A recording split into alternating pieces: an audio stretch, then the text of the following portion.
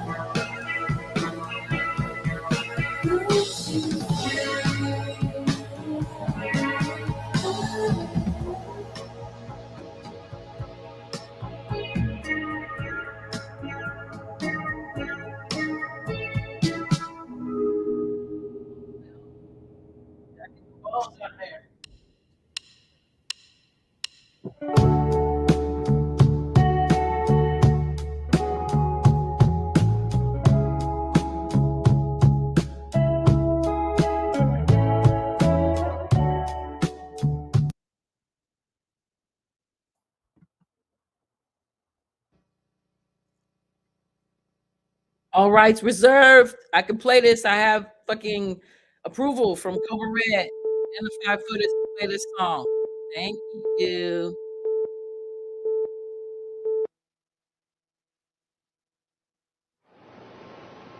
All rights reserved. All rights reserved. Copyright, copyright. 1976 copyright laws, things that are for educational purposes, I can use. Thank you. The caper, it's all on paper. I got the blueprint, about to put a dent in the industry assembly. 5 different angles, which way you wanna be strangled? Collecting cash, get your ass tangled. In full military speed.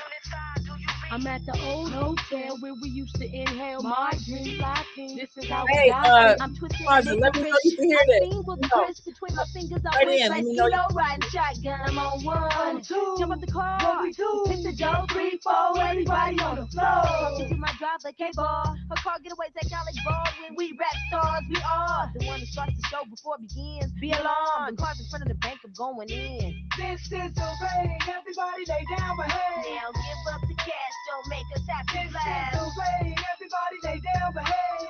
This is a hold up. Your hand should go up. Time for the hype. Jump off the plane. Skydiving on the block. Ready or not. Strap on my Glock. Synchronized watch it come. Knee high parachuting down from the rooftop like drop zone. I'm stoned. Connecting up elbows like Lego. Blood clock stop circulation. Down security to the flow. You know. Dump them in the roll like dominoes. For show. For sure. Yeah. Taking everything first parachuting, right door, I'm looting. Don't make a move, cause you know I'm shooting. Grabbing all sacks, loading up backpacks, cracking open the safes. I'm hitting boards from the back. Hella, I'm your new ready teller. A unit job, there ain't no good fella in the mob. Making what's drive while head spins. But in about 5 seconds, the mission will end. This is the rain, everybody lay down, behave. Now give up the cash, don't make us happy. This is the rain, everybody lay down, behave. This is a hold up, your hand to go up. This is we lost to make the getaway in the getaway car. So get back, capture, rapture before I splat you against the wall. Oh no, see your roadblock, block, cause I'm a rider like What up? What I up? got the steering wheel and John Skill, peel cabs out the window of the coupe to bill uphill. But still, they chase us dust and dirt fly. It's either do or die, got a shooter on my thigh. We high, gotta evade the escapade. Option 1 was deleted, option 2 I must complete it. Out to raid your whole sector. Squeeze you for your nectar, won't let you catch me. West side, dipping with unit 5. You got the email? West Got side, the email? dipping with unit 5. West side, dipping with unit 5. West side, dipping with unit 5. This is the rain, everybody lay down, behave. Now give up the cash, don't make us happy. This is the rain, everybody lay down, behave. This is a hold up, your hand to go up. This is the rain, like empty lobbies, the security squad attack. Yeah. What happened? Neb love, she caught a slug, Cobra Red, dead. She shoot a Fred, cause he shot me high in the head. Red of bread. In my backpack, in my bra, my drawers. I'm stuff like Santa Claus and Biggie Smalls, I'm blind. Give me mine, let's have the airline with swiftness, we running out of time. This is the rain, everybody lay down, behave. Now give up the cash, don't make us happy. This is the rain, everybody lay down, behave. This is a hold up, your hand to go up. This is the rain, everybody lay down, behave. Now give up the cash, don't make us happy. This is the rain, everybody lay down, behave. This is a hold up, your hand to go up. This is the rain, everybody lay down, behave. Now give up the cash, don't make us happy. This is the rain, everybody lay down, behave. This is a hold up, your hand to go up. This is the rain.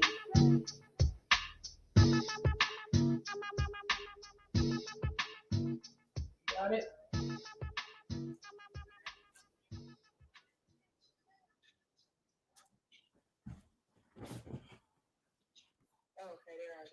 Boom. There's no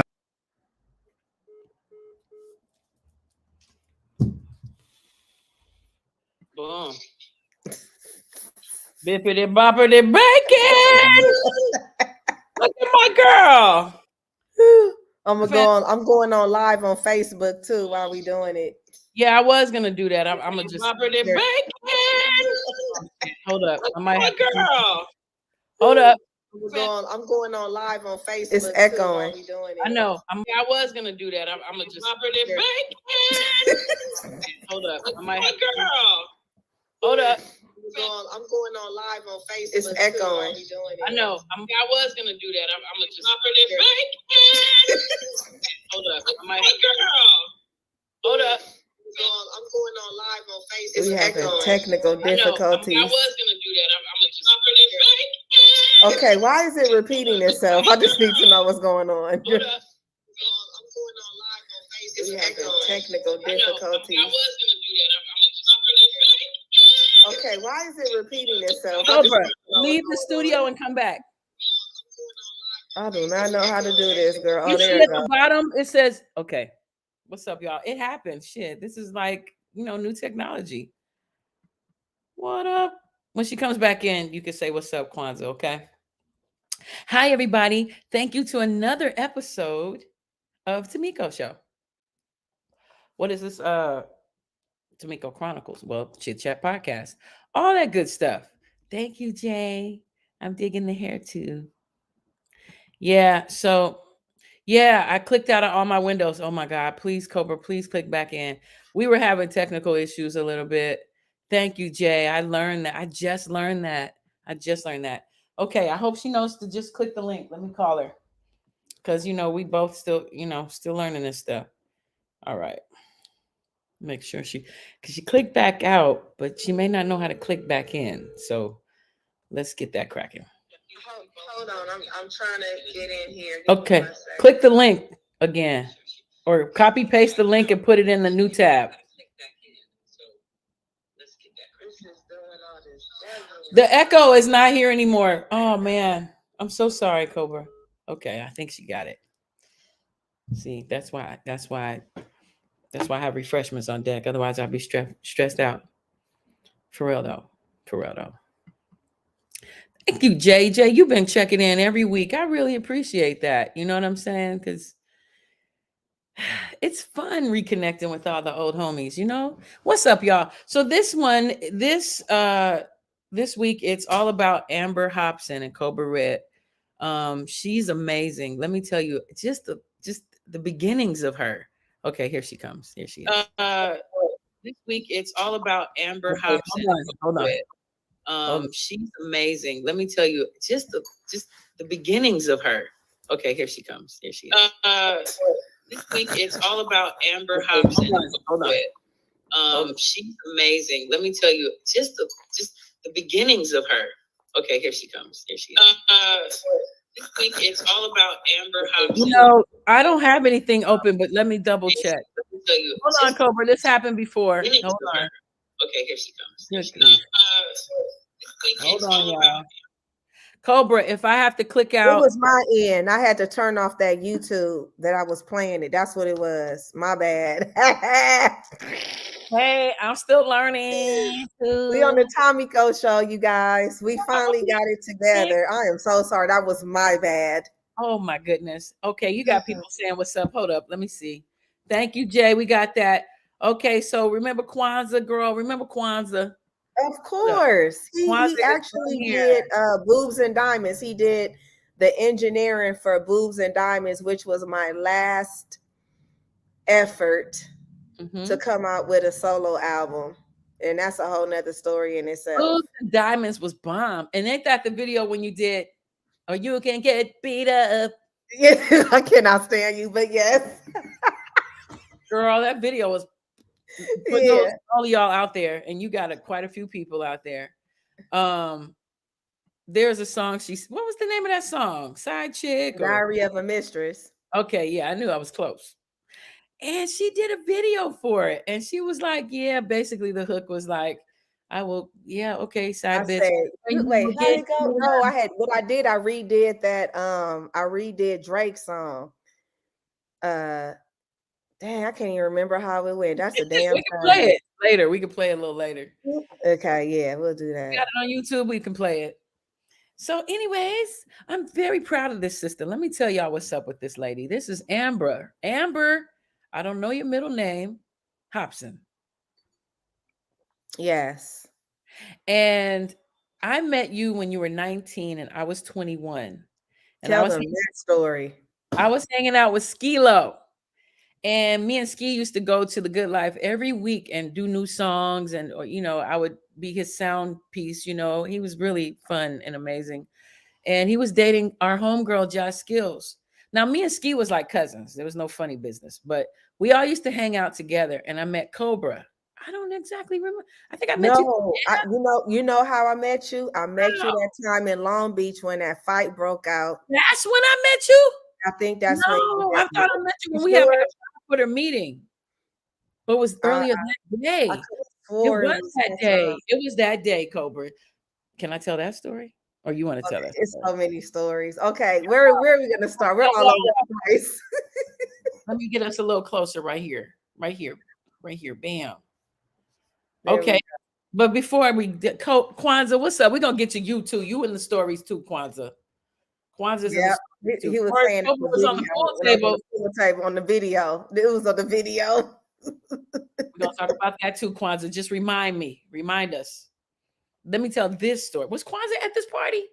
No, this was back in the 90s. This was before even Solomon was born.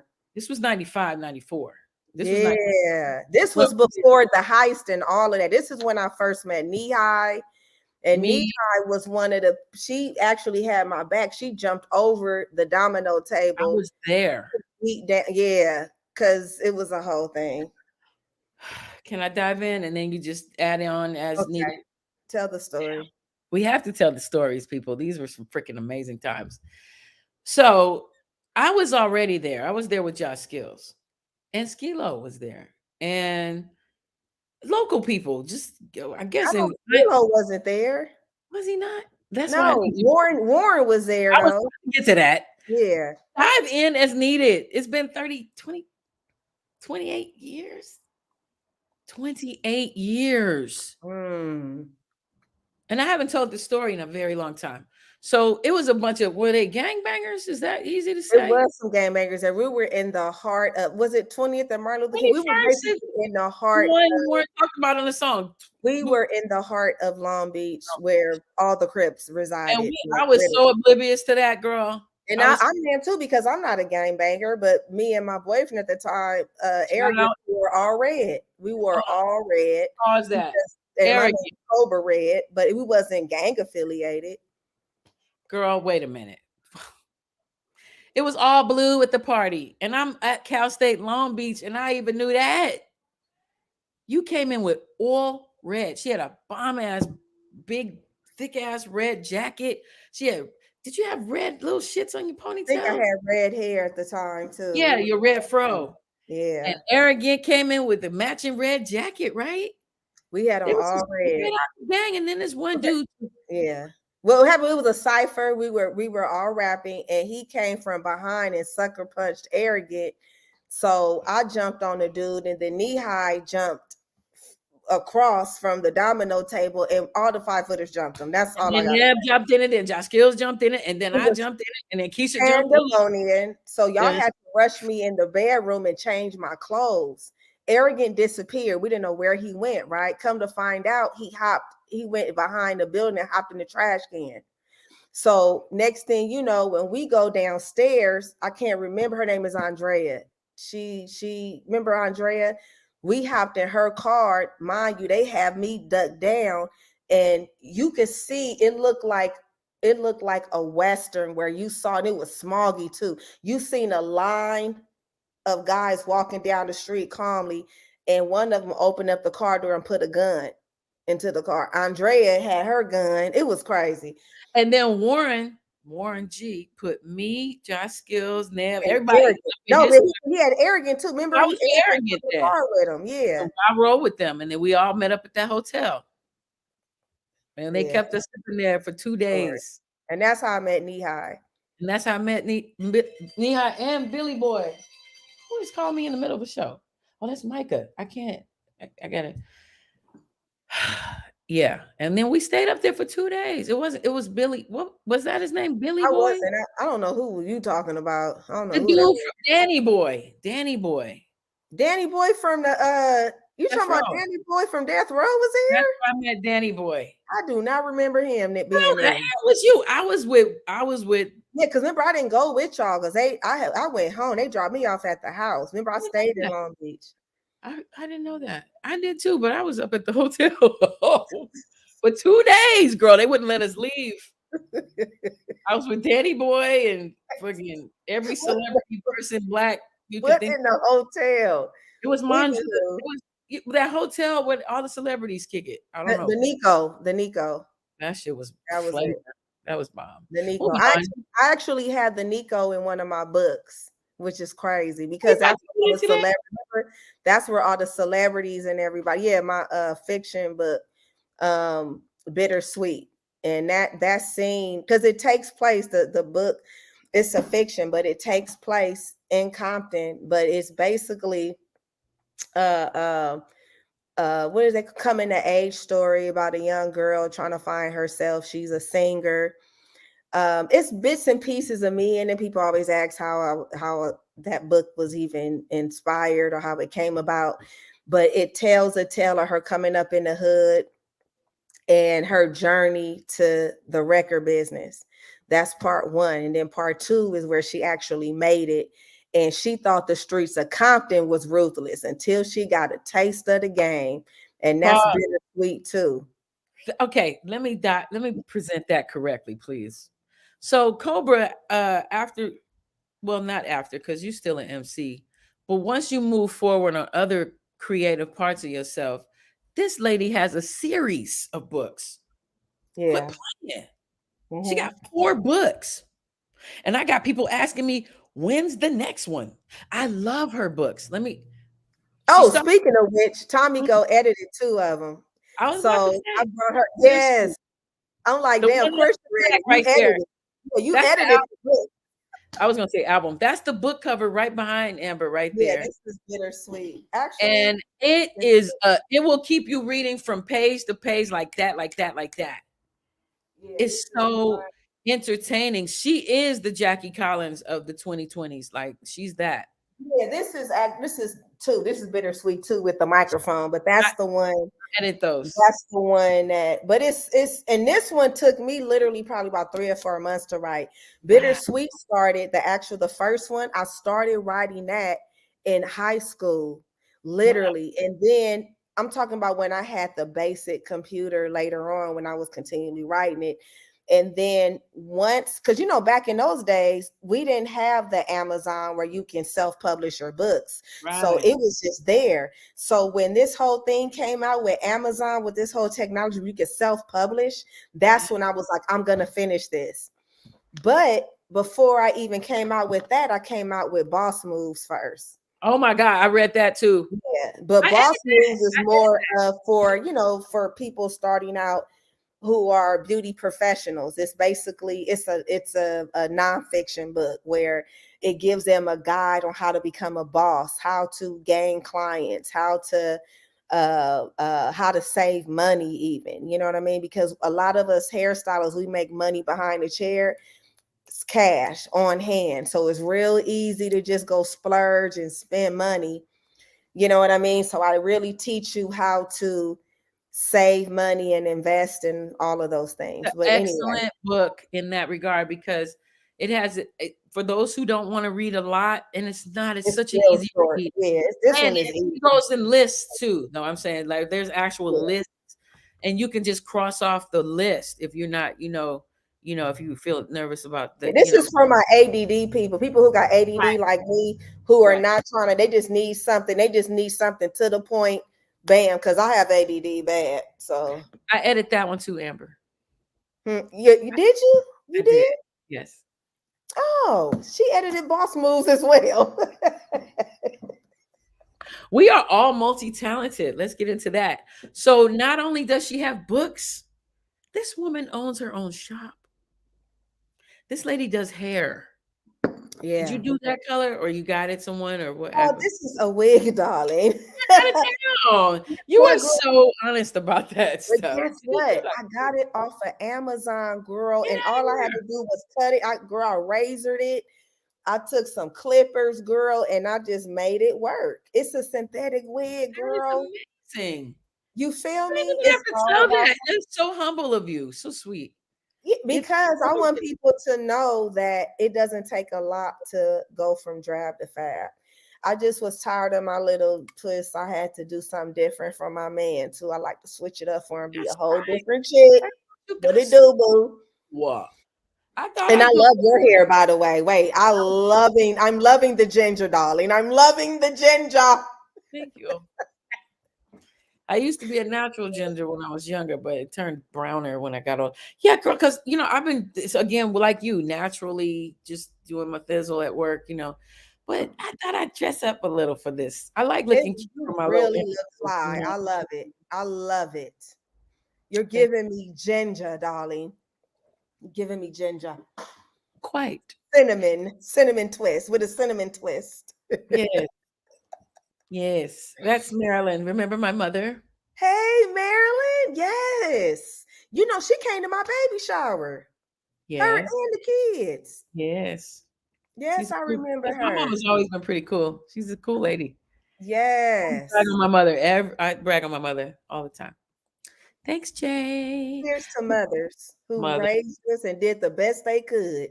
And that's period. You feel me? Yeah. So back to you. So she got it. How did you get into hair? Just do hair. Do you do what else? Okay, can I tell you the story? Go Okay. ahead. So it's glitching. Are you here? Okay, you're there. Yeah. So the hair thing was by accident, to tell you the truth. It was really by accident. So what happened was, I was used to being in the forefront, I was used to getting, my hair did and all that, being on the MTV show and being, doing shows and touring. I'm used to, but I always knew how to braid, and I always knew how to do my own hair. So what happened was I had to, when we were going through the transition, when they had our album on hold, I had to figure out a way to make some money. My son was like maybe 3 years old by this time. You know what I mean? Think 2 or 3. And what happened was I started working at a call center.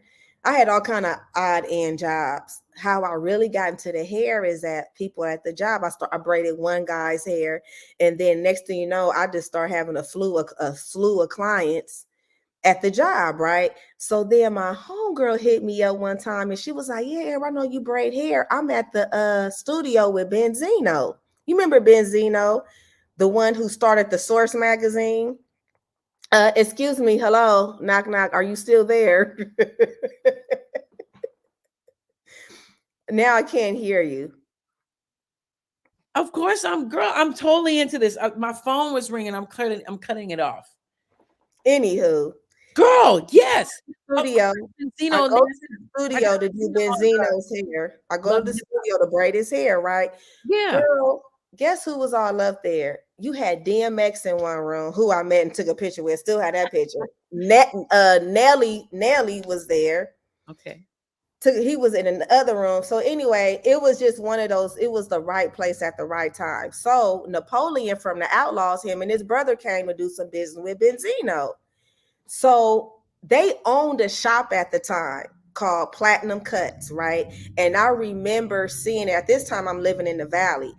So I'm seeing them on Access Granted and all these shows at the time, promoting their business, right? That wasn't even a big at the time. So Mooney, who's Napoleon's brother, he was like, "Hey, I see." He said, "Yeah, we have a shop," which I already knew, but I tried to make it seem like I didn't know. I tried to play it all cool, like, "Oh, you have a shop?" I tried to be dingy. He was like, "Yeah, we have a shop in Studio City. Won't you come braid?" Girl, I must have stepped out on faith, quit that job, and went and worked at Platinum Cuts.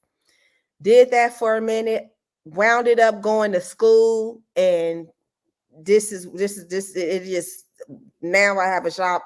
I have my own product line. I have my own product line. It's just a lot going on. So it just kind of just went from one thing to another. I remember you were doing nails at the time. Yes. Because I was in cosmetology school. So we learned how to do in cosmetology school. You learning how to do skincare. You're learning nail care, hair, all of that. Right. And that's the transition. So it was a transition. Didn't they used to have those kind of classes in school, like in high school? High school they had, certain schools, high schools did. I at my high school, Compton High, they did not. I was in nursing school. Ooh. And that was a whole story in itself. I almost went to jail because I had a stun gun and it fell in class. And somebody snitched me out. But luckily, I was quick on my feet. I gave my stun gun to my homegirl because I knew they was going to come for me. That's a whole nother story. But anywho, yeah. You had that for self-defense. Why was some dumb snitching? Because girls, they wanted to jump me. It was all over a boy. And I had a stun gun and a knife, girl. I was ready. Like, I wish y'all would try to jump me. Somebody gonna get stunned and cut up. You had the right cut up. Somebody gonna get stunned and cut up. What it do, boo?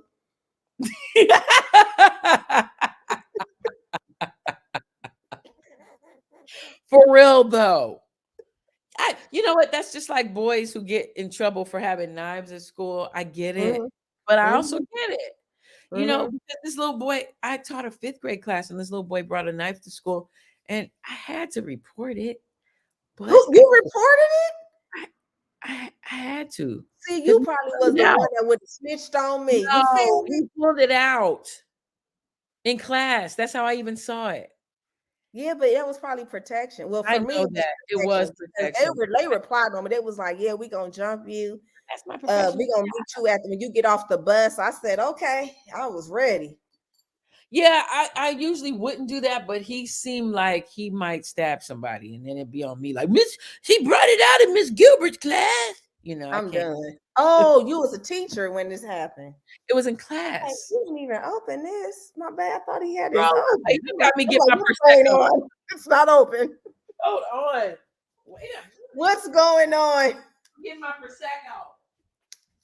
I just had that earlier, to tell you the truth. Girl, I was in a jacuzzi chilling. That's dope. I've been doing that a few times a week lately. Okay, I don't even know how to open this. That's a Bam. bad shame. And I don't have my reading glasses on. Prosecco. I just got hip to Prosecco. I'm slow. That's okay. It may not be good. I popped this open like a few days ago. I ain't even drank it yet. So what else? But let me tell you, me and Tommy goes path. Oh my God. We were homeless together. It Several- was several times. we were hobos. We were Let me pour on that. Double. I miss you too, D. Girl, you know where I'm at, right at that salon, girl. You know where I'll be at. My client, she been traveling the world, girl. She ain't had time. Where's she been? I love travel. She been living her best life, and I love it. I love traveling. I can't wait to travel. I haven't really traveled like I want, but I'm about to. You have to, girl. I want to go with y'all, girl. You always be going to New Orleans. New Orleans. We going on New Year's. Get out of here. Yes, girl, because he'll be off from work. I'll be off from work. We said we getting the hell up out of here. Yes, do it.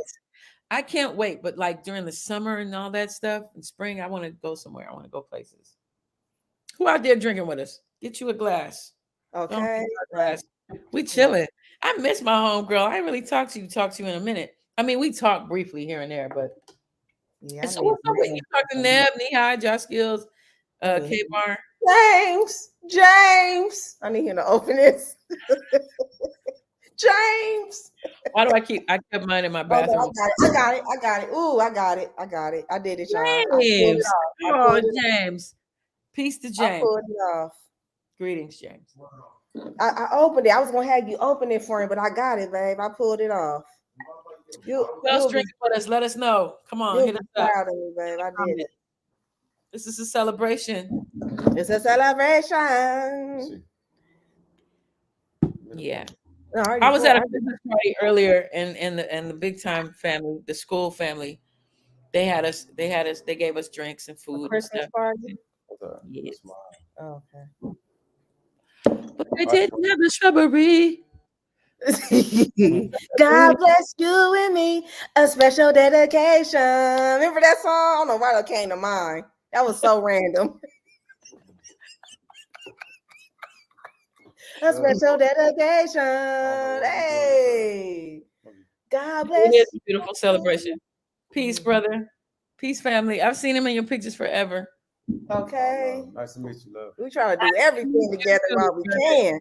I love it. I love it. But anyway, so getting back to our interview, what else would you like to know about it? Bittersweet. Just one. You have so many lives. Let me top in this one. So bittersweet. How much of bittersweet, y'all? If anybody's never or ever heard of like the Hollywood Wives, wasn't it called that? That book back with Jackie Collins type style, you remember? Yeah. Cobra Red, Amber Hopson is the Jackie Collins of the 2020s. Yeah. Your books are so entertaining. Okay. Can I tell you about my new one I'm working on? Yes. Still. Okay, it's kind of sci-fi. It's giving me sci-fi, right? Okay, so just imagine, you know how a lot of entertainers come up dead? It's always a tragic incident, right? Yeah. How about if there was a world or an island where they fake their death purposely, right? Because to get less jail time, or they have to fake their death to come up on money, bankruptcy issues, all this stuff. Or even just like, let's take, for instance, Nipsey Hussle. Now, this is all fiction. This is fiction. Reserved, copyright, all rights reserved. This is fiction. Copyright for educational purposes only. Yeah, this is fiction. But just imagine a person like Nipsey Hussle. How about if he was going through some stuff or somebody people was after to kill him, or even Tupac? You know, people be saying Tupac sightings, but how about if there was an island for the 1%ers, for people who Really just you know was what I like mean? cash Right. out. So it's that's all I'm gonna tell you with that. But I'm diving into a whole new world. And just imagine being on the island. All these people are criminals, keep in mind. Some people are pedophiles. You got R. Kelly's in there. You have like brilliant people, criminal minds. So just imagine all them being on one island. What can happen? Creative shit. You feel me? It's crazy. No, but it's gonna be crazy though. But I'm going sci-fi with this book. I'm going sci-fi, but that's all I'm gonna leave. Octavia Butler. You ever read any Octavia Butler? Octavia Butler. You ever heard of her? Mm-mm. Okay, so she's a Black science fiction writer. She died in the early 2000s. Rest in peace. She came to my college and spoke. Amazing science fiction writer. They have a movie coming out, Cobra. Have you heard about this? It's exactly my script that I wrote in high school when I went to Hollywood High. It's about a Black girl who does some kind of whatever. She ends up in slavery times. From the present. I see. They do got a movie like that too. That's the movie. I wrote that's exact shit back in the 80s. You see what I'm saying? But yeah, you're going. So you there with me? We going deep. We taking it to the top now. Now we taking it to the top. And then the girl from the slavery times comes into present times. That's what I wrote. And then how they deal with that shit, and then show us like some real day to day back in how the slavery days happened for this particular chick, and how a slave like fucks with shit in the present.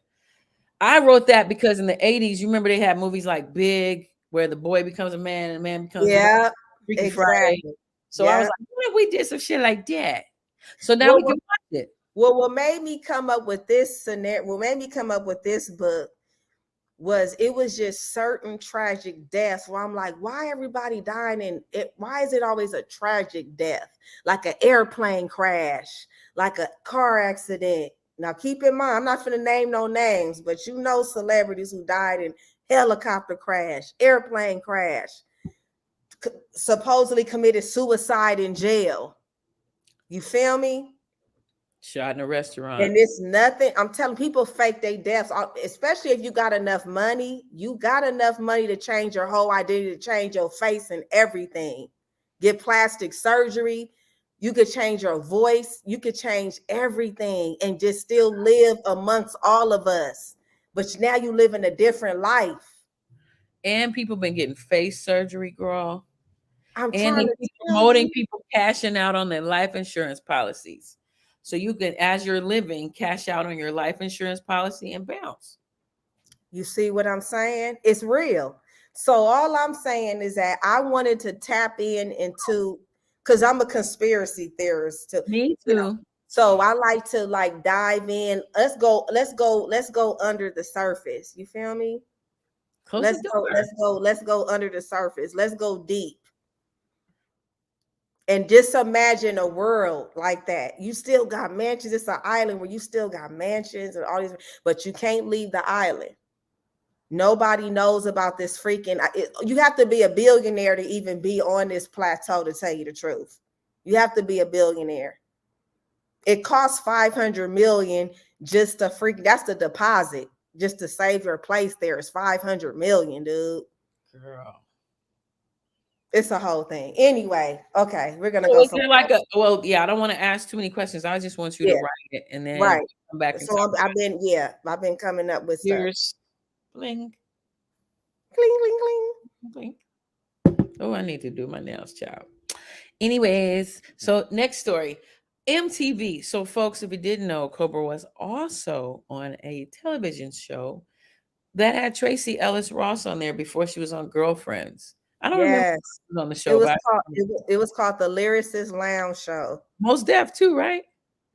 Yeah, Mos Def was on there. Erykah Badu, Exhibit came on there. Snoop Dogg came on there because they always had special guests. Whoever was hot at the time, mind you, this was 2002. I want to say this was 2002, and I was actually signed with the 5FOOTers during this time, right? Okay. And I really wish I would have capitalized off of that moment. like went to acting school and all that, because I could have literally jumped right into acting because I was already in the union from being in the show. But I didn't because I was still focused on the album with the 5FOOTA. Dang. Yeah, I was wondering because you know that girl with the wide mouth always reminded me of you, the girl from Friday. Tisha Campbell? Oh, the other girl. I know you're talking about. Yeah, people I say love that. her. Yeah. Paula Or they J. say I look like Tisha Campbell too. That was a whole thing. Paula Until J. I met her and she was a complete asshole to me. And I was like, oh, never mind. She I got do big not want to look like you. Yeah, go ahead. Stop it. Was that rude? Sorry, Tisha. I'm trying to be rude to you. I don't know you. I worked on Martin a couple of times. Yeah. Extra. The first time was fun. I mean, Yeah. so much fun. Shout out Snoop Dogg. Shout out to Martin. Everybody. Second time I was like, please don't send me here again. Wow. What happened, It girl? must have been bad if I said don't send What me. happened, girl? I paying #1 show and Okay. shit. What What the hotel happened? That's what you gotta tell me. What happened? Girl. What? Okay, so I was just an extra, just so y'all know. Don't think I was like talking and shit. No, I saw you on there. I saw you. But they put me in a good space. That's a good sign. That means that they think you're a good actor, background actor is what we're called. Because we're not just extras. Like you do pay attention to us. We are doing direction. It's just no words. Right. Anyways. What happened? Give me the tea. Hurry up. You know I got ADD. I can't wait any longer. Yes. You know, I've been drinking. A little bit. Girl, they was tiptoeing. This is after like Tisha made the lawsuit against Martin for You molesting. lying, girl. So then the casting people and all them was like, you can't even talk on set. Shut the fuck up. Oh. If you need something, hold a finger up. Martin is just don't say nothing. All the actors was like angry looking and whispering and shit. And then when Martin came on, it was like, hey, my name, yeah, shit. But Wow. it was like, don't ask for shit. Don't go piss right now. Shut the fuck up. And it was awful.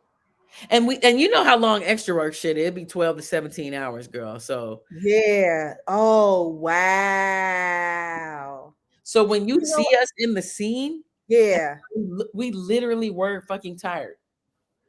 The energy hey, was so close the bad. door. The Babe. energy was so bad on set. Yeah, close the door. It Damn. was so much stress. We could feel it. They were like, Martin doesn't like noise. Don't ask for extras. Don't ask for seconds. Shut the fuck up. Damn. You know, I had a crazy situation with Lauryn Hill. You want to hear that story? What? Okay. So this was during the time when she was on hiatus and she came back, right? So at the time, one of the homegirls she said, hey, I'm doing some work with Lauryn Hill that she's looking for a hairstylist. Meet us at this rehearsal hall. But she gave me the disclaimer. Here's a disclaimer. You cannot talk to her. You can't touch her. Don't even address her. You're going to be talking to her manager, right? So I get in. I'm just chilling. Her band is there. They interacting. So she walks in. Girl, they were writing notes to each other. She had to write. And I was like, okay, maybe now, you know me, I'm being positive. Well, maybe she's saving her voice. You know what I mean? I get it. Thought that happens, right? What year is this, by the way? I don't remember. I don't recall. But 2002. it was during the hiatus. You have to Google that, darling. I don't know. I didn't know if it was after the album came out or no, this was way after that album. This was like when she went on hiatus and was coming back to go tour and stuff. And this was after the baby daddy was cheating on her and all that. So come to find out, I think he was cheating on her with her cousin or the hairstylist or something. So she had a thing against hairstylists. That's why she's been wearing the wigs ever since, because she don't even fuck with hairstylists. That's a whole nother story. But the tea was, so I'm chilling. I'm like, okay. So I couldn't say, you know, so I'm like, I wanted to say, hey, what's up, girl? You know us. But so she ignored me. She wasn't even. So I waited for her manager to come and talk to me. I showed him my book and he was like, okay, we'll get back with you, whatever. And nothing came of that. Then my homegirl ended up hitting me up months later. She was like, yeah, I'm not even working with her no more. It was the whole thing. She changes people. constantly. Like it was a lot. I understand it was a lot, and I wonder if she got therapy. I don't know. Imagine your husband running off with like the fucking, what's the bitch that always wears the white? She's my cousin, actually. Who?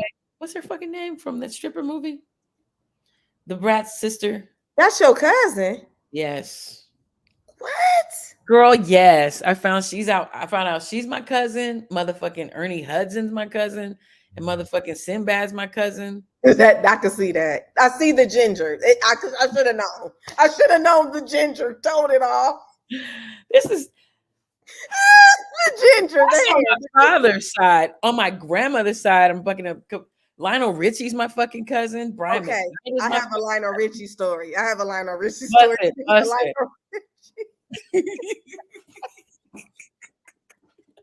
So my manager at the time was singing backup for Lionel Richie, right?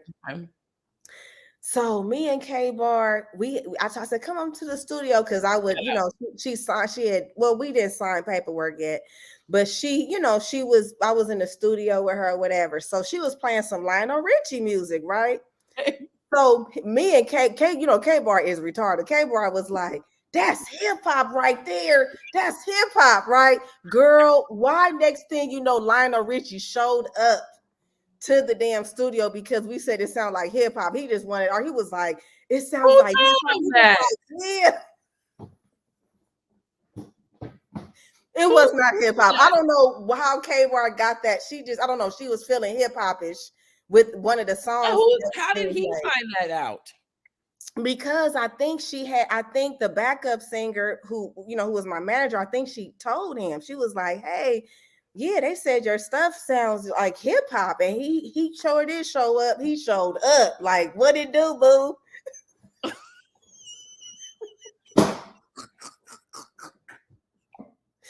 Woo! He was so cool though. He was so cool. I love Lionel Richie. Seems like he's super cool. I love my family is all cool night long. Listen, your daddy is cool, by the way. Side note, shout out to your daddy. He's a cool ass motherfucker. I would assume. Was your whole family cool like your dad? My dad is probably the most ghettoest, realist. No, I ain't gonna say that. My dad is, it's two sides of me, right? Of course. So my dad is the realist, black and white, right? Everything is black and white. He's to the point. Yes. And he's really intellectual. Like when I did meet my dad at 15, when we did start getting to know each other, he had me listening to what's his face? He had me reading Donald Going's books. He the spook that sat behind the door, he had me watch that 1,000 times.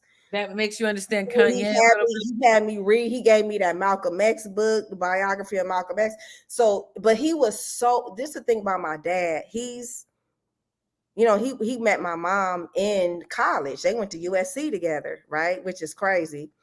But it's crazy because my dad is the ghetto. Like, he speaks Spanish, right? But it's the, East LA. Son muy guapo. I'm no Spanish, right? But it's the proper Spanish. Mm-hmm. My mom is religious. She's, she is. Shout out, Mom. Shout out, Mom. Yeah, not only is she artistic, she's an artist because she could play any instrument because she know how to read notes. She's a genius at music, right? But she's that secretary shit, like when bill collectors was called, that's how I learned how to talk on the phone, because she would literally turn into a freaking computer, like a robot. And she's beautiful too. Her mother's gorgeous. So I have the street side and the corporate side / it's a whole thing. Can I jump in? I wanted to brag about you some more. Okay, folks, her pedigree is a freaking amazing. Your mom is Jan Cherry. She's a pianist, out of this world pianist. Shout out, Miss Jan Cherry. Moving on, I'm going to show pictures of everybody. Can we do that? Yeah, of course. Well, not my. Don't show a picture of my mom because she's very It's private. Yeah, I But wouldn't you do can that. show my grandfather. My grandfather Okay. is Don Cherry. Don Who, Cherry. Before I even knew you, I was into Don Cherry because I was into like that. There's a type of jazz folks called free jazz. yeah. A really Man, you know, experimental style of jazz. Yeah, I that's used to watch my exactly what poems it is. to jazz, girl, back in 93, 94. Um, but anyway, I got into Don Cherry a little bit. He has a song called Shanti Om, very popular. And I will play that if that's all right. Wait a minute. I I gotta tell this. have a few songs that's my favorite through Okay, Don. let's get to that. That's Actually, Mhm. Brown Rice, that song. Yes. Guess what? Guess what Brown Rice was on? What? Atlanta. You know that show Atlanta? It played at the end of one of the shows. You know Atlanta with Yes.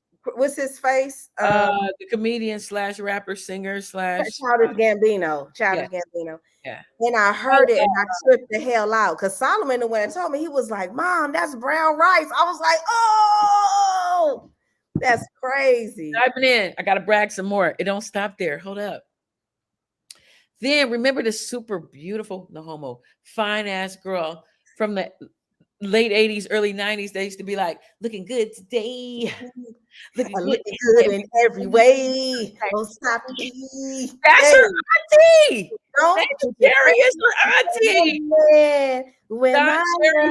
love, Nana Cherry. Your That's her auntie. sweetness that I'm thinking of. And Hey, then Eagle Eye Cherry. he is super He's on fine. tour right now. I Like had a he big is, crush he on got a him. new album out. I had a big old crush on him. He was so, you know what, Zoltan, I'm gonna need you to spell stuff correctly, sir. Which is not Nina Cherry and Agale I. Oh, she said cheery. She put cheery. She did. She did. Wait, let me spell it goddamn right, man.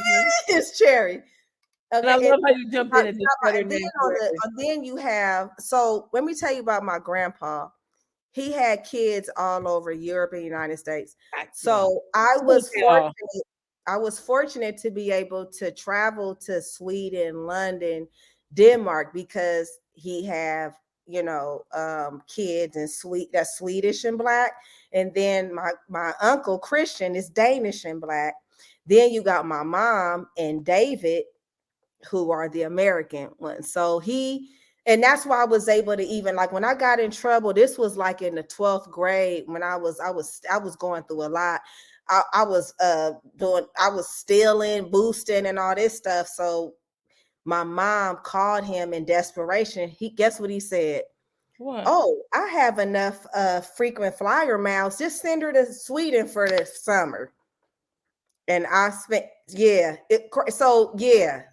And it did give me a different perspective coming from Compton, even though I went to and spent times in Sweden Danish, not Danish, Denmark. I've been drinking in Denmark when I was younger, but I didn't have an appreciation until I got older. Let me ask you something. Yeah, that's fascinating. You know, the history between the Danish and Black folk is long. Long. Did you know Hamlet was actually about a Danish Black king? That one, and then he also did what's the one? Othello is a Black man too. Othello is a Black African character. I didn't know this. But a lot of Danish are mixed with Portuguese, and you know Portuguese is niggas. Yes, I've been to Brazil. Yes, well, I know. You know, Portuguese is my absolute favorite language. Oh, girl, you got to go to Brazil. I can't wait. My daughter mentioned that. Yeah, let me tell you about Brazil, though. Let me tell you that story. Come on now. Let me tell you about Brazil. I love travel. Can't wait to hear. This was 2009. I remember because this is when I said, hey, I'm really getting ready to go on a world tour and just start traveling and living life. I just got out of a tumultuous relationship and I was like, I'm just going to travel. So I went to Brazil by myself. But one of my friends told me about it, hooked me up with people out there. Because if you don't know the language, you do need a host, which means you need a local person to kind of show you around, because they savages out there. I was in Rio de Janeiro, got me a little apartment, stayed there for about 2 weeks. And I thank God I brought my hair tools, because I ran out of money, because I didn't put in my head that I would have to pay not only for me, but for my host, you know. Oh yeah. So I'm paying for her way too. We eating, she eating too, you know. So she hooked me up. Now, mind you, all the girls who I ran into and met through my host, they are prostitutes, including my host. Can we pause just for a moment on that? So Okay. I was trying to tell these, let me hashtag motherfucking men, that when they go to these so-called third world countries like India, Brazil, and all these fucking countries, Thailand, Africa, like I'll just say Nigeria, all those countries where they're so-called third world, their number one export is prostitution. mm-hmm. So they always be like, these black bitches always got attitude. I'm gonna Yeah. just go to Brazil and I'm gonna go over to Yeah. Thailand. Give me Let me tell you how tough they are. They will have a whole family living in the countryside, but they'll have an apartment, which it'll be maybe 2 or 3 of them. First of all, I was so in the culture, it wasn't even funny. Like, I went to the favelas. You can't, if you don't know somebody that know they were around the favelas, you can get murked. Like, the favelas is the hood, like City of God, that's the favelas. You don't go to fucking people's hood without knowing somebody, motherfucker. I used to have that part. That. So with that being said, the prostitution is deep. They had a club called Club Help. They closed that down. It ain't even existing. But back in them days, it was called Club Help. And that, I call it the meat market, because you would see so many different men from all over the world. It was nothing but men. And then it was all these prostitutes. You got some prostitutes with freaking rollies on their wrists. You got prostitutes who a little bit, you know, don't have much. I'm talking about beautiful women. I never seen so many beautiful. I mean, it was all different shades of color. They were beautiful. But with that being said, I was in it. Like, I'm seeing how they get down. I'm talking about this one girl had got beaten up by this other girl because she was messing with her tricking. I saw a lot. You've seen a lot. Let me tell you this one story, and then I'm gonna leave Brazil alone. Girl, please, I will probably ask you some more. So I'm hanging with my host. I ain't gonna say her name. I'm not putting nobody's name out there. Yeah. So she was like, "Come on, Amber, let's go. I'm gonna go meet which is her trick, right? This white man, whatever, and his brother and some other people. So I guess his brother or whatever was the one dating this black girl, right? Well, I'm not gonna say black. I'm gonna say Brazilian. I'm sitting across the table, so he know I'm American. He American too, so he's talking to me, right? So I'm seeing this girl across from him that was sitting with him getting the attitude. She gets up and leave, right? So he tell me to come sit with him, sit on the side where he was at. Nothing. He wasn't trying to get with me or nothing. We just chopping it up, right? Next thing you know, the girl, this is probably about an hour later, she comes back. Girl, she's standing. Now, you know, I'm from the Compton, okay? So we know the drill. She's standing right here, right? And she's talking. I don't know Portuguese. She's speaking Portuguese. And then I told my host, because my host is sitting on the other side of the guy. I said, you better tell her something. I swear for God, and I picked up the fork. I was like, you better tell her something. Get away. I didn't know what was going to happen, right? So then I stood up too. So that's when that's when the guy just broke up, and he, you know, I went, and then the host, she just took me outside, you know what I mean? But I was like, I didn't know what was gonna happen. And that same girl, the next day, that same girl ended up beating one of the other prostitutes' ass for trying to get with the dude she was with, because it's a money thing with them. It ain't no love. They like, you stepping in on my money. I'm like, girl, I got money. I am not trying to get with your dude. I am not one of them. Number one But girl, place it to was get this, AIDS. like too. this fast. It could have happened, but I acted fast, like because I didn't. All I know is I could read body language, and she was, you know. And I'm just like, I said, y'all better you better get her. You better get her. The comp CPT, the Hub City, about to come out. I've seen Cobra Red in 3 fights. Wait a minute. Okay, what fight? When was this? You fought Arrogant. I fought him. Yeah. Okay, and then what's the next one? I didn't know I fought Arrogant. Damn. Fight you, your baby daddy. You was That- I fought him? I was driving. What and he I was do?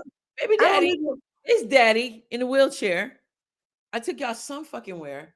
I didn't know you said. Y'all got into some kind of argument and y'all was straight squabbing while I was driving. I don't even remember this, dude. I was like, no, y'all can't be doing this shit while I'm driving. I don't even remember this. Blacked out, I swear homie. to God. I was straight squabbing. Because he said don't- something smart and you was like not having it. Because he I wasn't don't even taking care of his remember. What's the business. third one? What's the third one? That one on 21st. Long Beach. Okay, that's just one part of Cobra. Let me tell you these other parts. Okay, so when we were homeless, let me add more to the homeless thing. It wasn't like we were some hobos. I was going to Cal State Long Beach. She was recording an album with Warren G. So let's quit playing. I was being No, mad. I wasn't even recording then. Wait a minute. Hold on. No, I didn't do. Remember, we didn't do the heist then. When we were homeless, this was before the heist, Wait a minute. dude. I was being managed by Coolio though. Yeah, I remember that because I remember going with you to the studio with Coolio. But I remember that. you were with the 5FOOTers though. Yes, that's when we were Unit 5. Remember, this was Oh my before God. before the heist. This was about before Unit the heist, dude. I forgot about Unit 5. I was like 19. Remember, this was I was like, yeah, I wasn't. Remember, I was an original member of Unit 5. See, this was when Neb and Josh Skills was doing that thing, and I was just like staying at their apartment. I kind of was like, I was trying to get in. They brought us on that song, The Heist. This was later. So our homeless situation was before the heist, dude. Okay. So, but I was managed by Coolio because he gave me money for an apartment. It's just the white folk in Long Beach would not give me an apartment because I didn't have a job at that moment. I had money and I was in college, but they wouldn't rent to me because I didn't have a job. Somebody tell me to go to Zimbabwe. Oh my goodness. Somebody tell me to go to Zimbabwe. Well, I need to go to Zimbabwe. Have you been to any country to go to Ghana yet? Speaking of which, I need to go to Ghana. You know, my stepmom is Guy. Is it Guyanese? Am I saying it properly? How do I say it? Ghanaian. Ghanaian. Mm-hmm. Okay. She may be watching. Shouts out to her. I love her. Do you know she taught me the real meaning of how to, now I'm getting off track, how to really take care of a man. That lady taught me how to take care of a man, just how she treats my dad. I didn't get it or understand it until I got with the one and I implemented those practices. She caters to her man. And that's the original, like those traditional African women. That's one thing I could say, girl, waiting on I'm telling you, waiting on my daddy hand and foot. My daddy, when he get there, he don't got to do nothing. He wake up and she got his food ready. She even washes his ass, girl. I did a lot of that. I did those things. Salute. Salute to taking care of your man. Because they're going to take care of you. Baby, can you make my sandwich? My stepdaughter was like, make a sandwich. He can't make his own. She don't understand. Yeah, she's too young. She wouldn't get something it. Special about when you make a sandwich for your mate. Yeah, James calls it. I like when he makes sandwiches for me too, though. I like being made sandwiches too. That's the thing. It's balance. Can't just be me just doing that. And work. Give or take. Work full hours, like she worked full time. She worked full time. She does. Who? Your stepmother, does she work full time? She has a restaurant. But no, it's not full time like that. She got property and everything, girl. She a Okay. beast. I love her. She called me her quality daughter. She be like quality. That's how she called me. You She are be like quality. quality. You are I amazing. love her. She is the bomb. She is the shit. That's dope. I'd love That's to so have shout her out. on here. Tell us some shout out, mother. It'd be dope to have her on the show to talk about these things. Yeah, I love her. Let's have her on the show. Yeah, she's dope. But she can give the list. Like, Yeah, she's these are dope. the things you need to do. Because Yeah. but you know what? I did do a lot of those things. I think, I went to MGT school. You know about that? What's that? The Nation of Islam has a thing called the Muslim Girls in Training, or You some went to that? girl at The 34. Marcus Garvey School? Which one? The Marcus Garvey School? No, Which one? it's called the MGT. Just like how the brothers do their thing. When was this? When did you do that? I've multiple lives, just your ass, just like you. When did you do this? I need to Like know. 2006, 2007. I didn't know you did that. So, but I was the oldest because it's from 14 to 34. Okay. Wow, you Guess blew my what? mind with that one. They teach you shit like like mothers and grandmothers used to do. That's what they teach you. How to clean a kitchen, how to fucking cook, how to sew. Wow. Basic shit you should know, but a lot of us don't. You know what? They used to have that in school. I don't think they have that in school anymore. Added on Home ec? this part. Yeah, home ec. They teach you home ec. And this shit. Like, that's not shit. Let me not call it shit. How to respect your mate and then of course your mate would be getting trained too, and how to respect you. Like, they tell you to say yes, sir, to your husband, and your husband says yes, ma'am, to you. Word? Yes, sir. It's sexy too. Yes, sir. Wow. And they'd be Ooh. like, yes, ma'am. It's Ooh, just respect. I'll try that tonight, girl. Respect. So I know that stuff, okay? And it was beautiful. And Stevie Wonder's daughter was there too. She was dope. She's beautiful. And how they wear the scarf is dope. Have you heard of this rapper named Nilam? Yeah, she's dope. She Yes. represents for the family. But I never officially joined because they make you, I don't want to tell too much of their business. But I just, okay, so you have to go through this thing, you have to sign papers and stuff. And you have to do it exactly right. And I did it like 50 times and then I just got tired. That is interesting. Now, did you study 5%er? Because I studied that at one point in my life. Did you go into knowledge, understanding, wisdom, all that? Okay. I studied that too. And then the Moors. Studied with the Moors as well. I didn't study that. I started Rastafari. I studied. Too. Yeah, I studied, because you know what it was? As well. You know what it was? Because it was the men at the time who I'm gonna say boys because I was exactly, and it was very hip hop, wasn't it? It was hip hop. We were hip hop lovers, and those men. It was hip hop. Like I told Dr. Karenga, whatever our guys was into, that's what we would get into. Because Dr. Karenga tried to say there was no religion in hip hop, and I said yes, it was, and we had a big argument about that. And he said, "What is it then?" Because he says you can't have a culture. Wait, do that again. Do that first again. Yes, that shit. Yes, it does. So, anyways, I said, "You're making me slobber. I cannot wait." Wait, do it again. You see, guess who talks like that? That's kind of how he talks, though. Does he talk like that? Dr. Karenga talk. He's the one that created Kwanzaa, by the way, y'all. Shout out. I never met him. Did I meet him? Although he's a very controversial figure. Some people think he, did some very bad things to women when he was with the US organization. There was Panthers and US organization, and he was he was the one that created black studies in the universities. That's him. He felt like we can build our blackness by having nationhood, like being culturally Black and African and stuff. He thought that was, whereas the Panthers was like buy guns and things like that. So they had a contrast, but the CIA infiltrated and caused beefs like the Bloods and Crips. Okay, of course. So he had the US organization, which stood for United Students or United Slaves, whichever you choose. You always got some knowledge. Well, that's why I used to love you to just Girl, I didn't. What?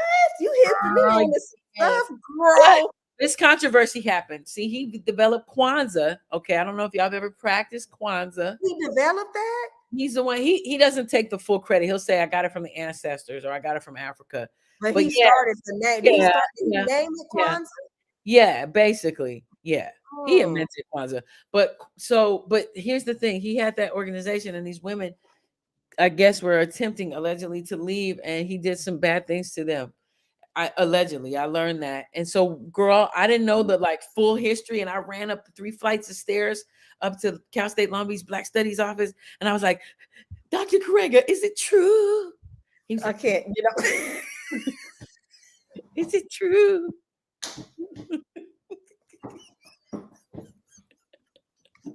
And what did he say? What did he say? Okay, because seriously, in 1970 at UCLA, wait, I gotta tell this part. Okay. In UCLA, 2 brothers, Bunchy Carter. Remember, I was gonna name myself, my rap name was gonna be Bunchy Carter, and John Huggins, but I was like, that's too heavy. Mhm. They were Black Panthers who got killed at UCLA in 1970. Elaine Brown was like messing with dudes in the Panthers and messing with dudes in us organization. And one dude smacked her ass at this fucking shit at UCLA, and they got into it. You know, she told one of the brothers, "He smacked my ass." And then the brother, I already know what fuck happened. I already know what happened. You already know what happened. Megan Thee Stallion, fuck it. Tory Lane, same shit. Okay, you know what? We're not gonna take it to the top. Not tonight.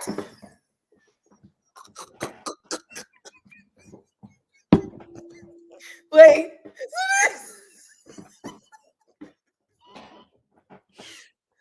Why? That's not even funny. Okay, why is the sun on fire in the background? That's all I need. Fucking red moon.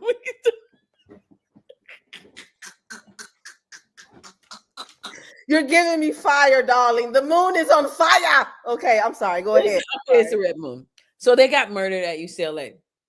And they said they blamed Dr. Karenga for that. So when I learned that, because I used to really like him as my professor. So I ran up the 3 flights of stairs. This is some naive 19-year-old shit.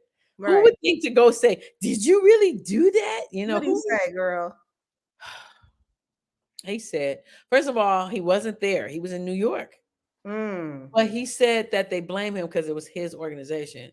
But he said, "You're the very first person who's ever thought to just directly fucking ask me."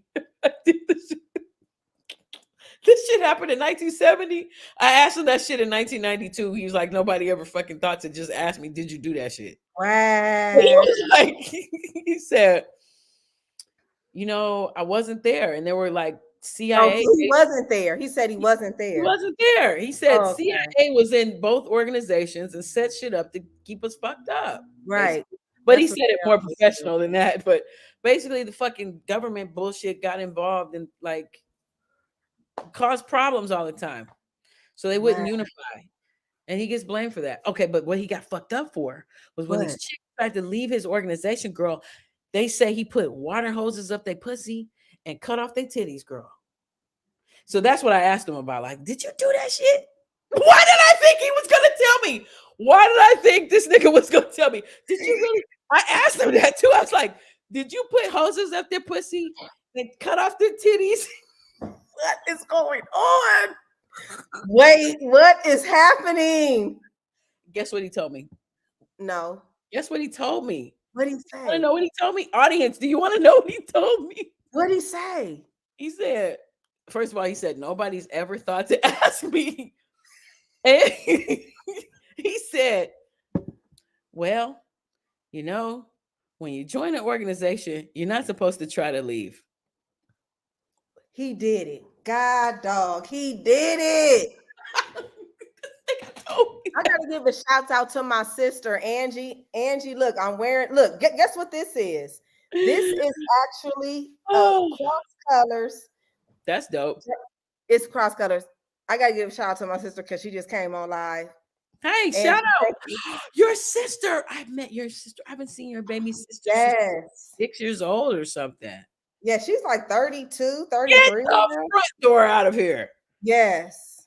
She used to have a little bit of a cockeye. You still got the cockeye? No, it kind of straightened out. I love you. Sister, and I was trying to be funny. Forgive me. That That's a crazy ass story. You just gonna skip over that like I didn't just say some crazy ass shit. That was very crazy. And then my ADD kicked in. I told you. He did go to prison for that though. He did? But somehow he still became a professor of a university. You say he went to prison? Yes, he did for that. Wow. For like 4 years or some crazy shit.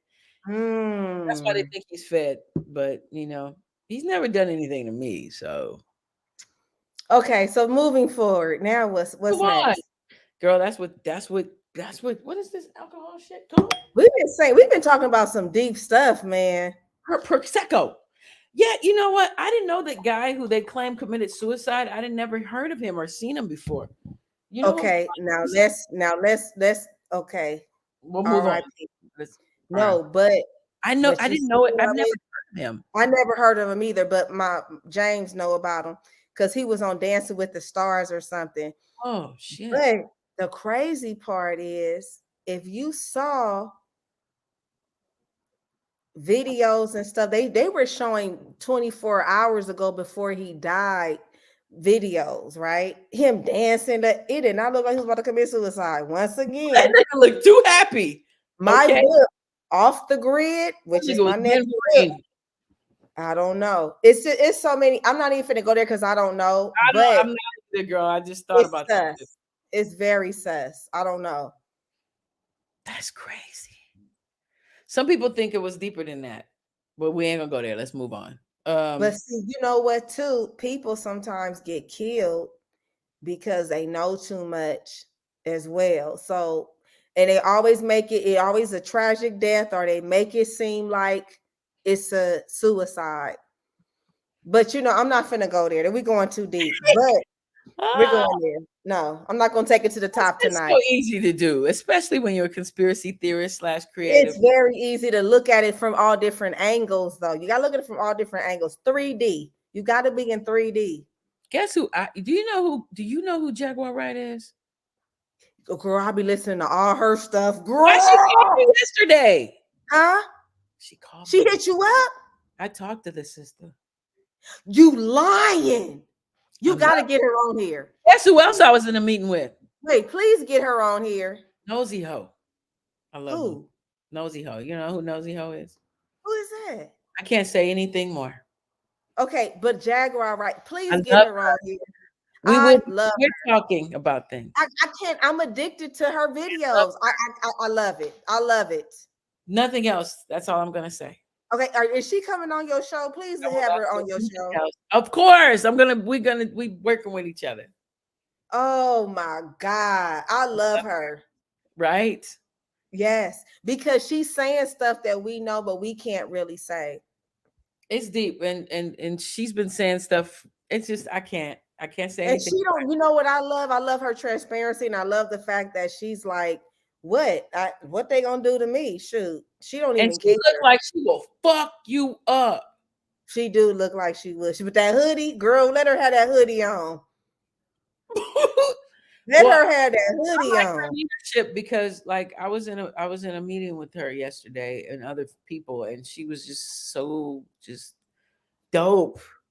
She's a leader, for real, a good leader. And I'm very honored to work with her. Man, please get her on your show. Girl, I would be tuned in with popcorn and drink in hand. Okay. Now, what she thought was cool, she liked my Nicki Minaj analysis. I don't know if you've seen my. Tell me. Can you tell me, please? It's a podcast I did. It's called, it's really stripper rap, but I said prostitution rap has to go.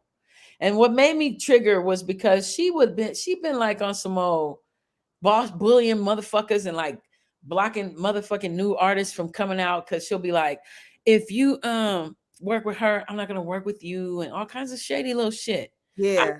And then she sued Nosy Ho. That's the girl. She's suing her because she says that Nosy Ho says she was snorting. She's a cokehead, and that her son is cockeyed. So she's suing her and shit. Well, so, who don't smoke? Who didn't do it about? It's a lot going on in the industry. She's saying currently. So anyway, I guess so my commentary wasn't just I didn't just say, oh, I don't like Nicki Minaj. I don't actually know Nicki Minaj. So I always say that. I just say the imagery that they promote, not just her, but Cardi B and all these other chicks, They're not even Black Americans. They're fucking island bitches. Okay, except for Megan. Okay, and maybe Doja Cat, but her daddy's African, her mama Jewish. Like, okay. Oh snap! Islanders. So then I was like, Constitution in the eye. Oh, you took it around. You took it around. so I guess she liked that. Okay, so I gave like an analysis of the shit. Okay, give me the analysis. Then give me your So I was analysis. just saying, okay, so I don't, okay, so I was just saying, like, for 20 years now, I mean, Little Kim and Foxy were the first to really bring that, but they were more like, Little Kim was more cutesy. Like, we thought of her as like, she was saying some raunchy shit. No, she was nasty now. I never agreed with She her was language. following, you know what, and all kind of stuff in her raps. I never agree with her language, but her actual her voice was dope, and Yeah. her fucking, she's cute. But Nikki, And Foxy could spit. I love the way she Foxy had flow. Fucking little Foxy Brown had flow. She's an island bitch too. She's an island bitch too. That's what I'm saying. Little Kim's people is also from the islands. Little Kim's also from the islands. Trinidadian? No, I know whatchamacallit is too, though. Foxy Brown too. Yeah, she's Trinidadian. Or what? How you say it? Too. So I'm anyway, saying it wrong. Is it Trinidadian? What is it? Oh, that's it. That's it. And my issue with them is that we're all the same people, basically. Give or take, the Black Americans are more Indian. Okay, and we've been here for a long ass time. We didn't just come off no slave boats. So what I learned about the slave boats, not to get all fucking educational on you and shit, but you know how it is. Yes.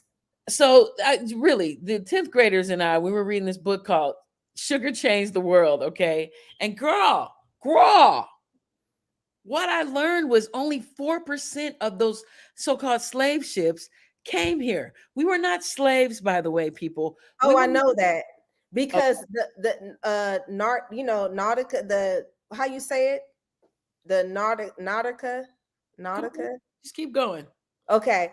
So the thing is, there's no way that they were even able to haul that many people out here because of the storms, because a lot of the slaves died. So even when they was bringing slaves, a lot of them died. They had to throw them off the damn ship. So there's no way that hundreds of thousands of us could even, we were already here. Like the Indian, I have Choctaw and Seminole. We were already here already.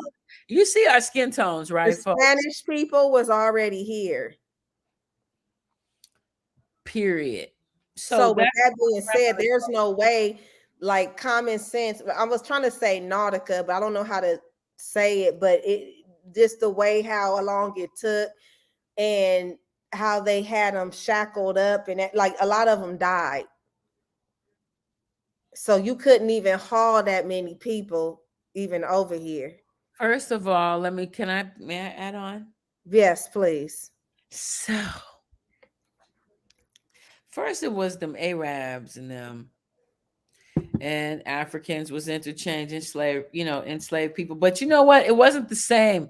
The thing that the British did is called chattel slavery. That's what made it different, because when, like they always used to say, Black people sold each other into slavery. Like, you know, they did though. They did. Some of them did. Let me add on. Let me tell you. Let me add on to that. That's not the whole story. They love to say that shit. Let me tell you what happened though. First of all, because then we'll get into Woman King, and that's a whole nother story. Yeah, but yeah, I saw that. But basically, the homie, there were certain groups, and when they would fight over like water or things like that, sometimes they would get into little fights, and the fights would be like very honorable and respectful. Like when the sun went down, like if they were squabbling all day, they'd be like, "Oh, sun's going down. All right, then see you tomorrow. See you tomorrow." And then they tomorrow. Yeah. And then when you became a so-called slave, our interpretation of that word is quite different than what the motherfucking other people said. So to us, slave was like, okay, you beat us in the fight. Come on, you come home with us. You can't go home. You gotta come home with us. Right. And you weren't necessarily a servant. You just was like living with this motherfucking family now. And you could even actually marry people in the family. Like it wasn't the same. I have to give a special shout out to Tiffany Hasley. Tiffany, thank you for the 200 stars. Thank you so much. I really appreciate it. She's really digging our commentary right now. So I had to give her a shout out. That's beautiful. What do you mean stars? What you doing? Okay, stars on Facebook. You can get paid, girl. People will pay you. They pay you, girl, on Facebook. That's why I'm live on Facebook. That's dope. We'll talk about that offline. Yeah, I'll tell you how to do it, girl. But I'm doing this for the love because I honor and respect a lot of these artists from Los Angeles who I'm not trying to come off because, you know, T Love wrote a whole 8-paragraph post disrespected me about me asking her to be on the show. So I want to clarify. I'm not coming at y'all because wait a minute. T Love that was in the group. Let me tell you. She said, somebody cash app you. Somebody gets cash app you. No, I put my cash app on there. Oh, I thought somebody cash app. Somebody will learn and respect what the fuck we're doing around this piece. But one brother sent me lunch money one time. He said, I respect the fact, girl, I was on somebody else's podcast and I posted my motherfucking cash app. And this dude said, I liked your balls so much. Here's lunch. So he sent me some money. And then I was like, who the fuck sending me money? Then he was like, you know what? What's your name? And I was like, saying my name. And he was like, I said, I'm a teacher. He's like, bitch, I'm about to hook you up some lunch too. Bam. And he sent me some more money. What's your name, brother? You feel me? Okay, let's get back. Let's get back focused. But we want to thank everybody for get paid for your gems. Thank you, Tiffany. But thank everybody for contributing to our artistry. Yes. Thank you, because we're giving out game too. So thank you. I'm glad you guys appreciate it. I hope y'all listening because we dropping a lot of shit. We're gonna have to do this more often, girl. Oh my God. We gotta come up with a topic and everything because this is what people be doing on YouTube, girl. But no, talking about nobody has even went into what we're talking. They don't know because they wasn't there. We was actually at these motherfucking parties and at this shit. We was there. We were there. Oh yeah, that's we were there during the time. There. Let's go back to this. I was just thinking, right? Mm-hmm. How did you learn Black history? You know where I learned Black history from? X-Clan, Public Enemy, Poor Righteous Teachers. I love them. KRS-One. Nas. I learned Black history from my overseers. Is that what you want to call it? No. Huh? What do you mean when you say overseer? Who? No, not overseers. Elders. No, they are older than us. But because I was young, and when you're young at that age, you're searching, and that's why we were, experimenting with the 5%, all these different types. We were trying to find ourselves, and we were trying to figure it out. But I learned Black history from those rappers, and they were teachers, Poor Righteous Teachers. Girl, Public Enemy. Public Enemy. I was just listening to Fear of a Black Planet album. Girl. Okay. I got so much trouble on my mind. Refuse to lose. Okay, I'm done. Okay, wait. First, to answer your question, my grandmother, she used to tell me shit like, our people, we wasn't no slaves. We woo. Number 2, my mother. Number 3, I went to Cal State Long Beach and I learned a lot I got a degree in Black Studies. Oh, that's what so I learned a lot I got a degree in English and I have a degree in Black. I have 2 fucking bachelors and I have 2 fucking masters. And I only got those because of the fact that I really enjoy learning Black history. I love learning. It was depressing though. I got very depressed for like 2 years. Because you knew too much. When you know too much, it does. You know too much. That's you all. can't do shit with it though. You don't know how to compartmentalize. It makes it just. Girl, that's another. Can we do another podcast? We got to do this more often. Story for another day. Look, you know what? More often. In 1994, I wrote a paper for my class on how the music industry was using our image to break down and fuck up hip hop. The motherfuckers laughed at me, and Dr. Sensalo gave me a B+. Look where we are today. I was at the meetings. I was First of all, you was before your time, dude. Always. I'm always before my fucking time, man. It's not fair. Remember that time when I battled Peace from oh my God. Freestyle Fellowship? You was the only one there. You was the only one.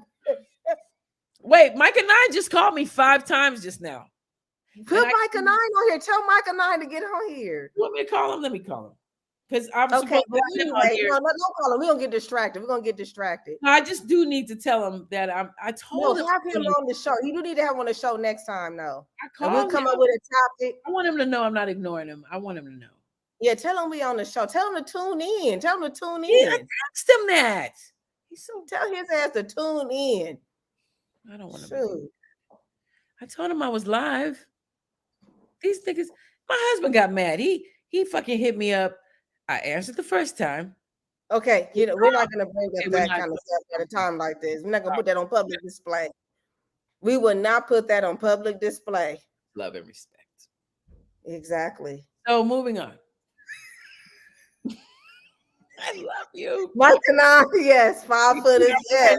Who is Zeltor the Magnificent? She is Zoltar? Yeah. He comes off every fucking week.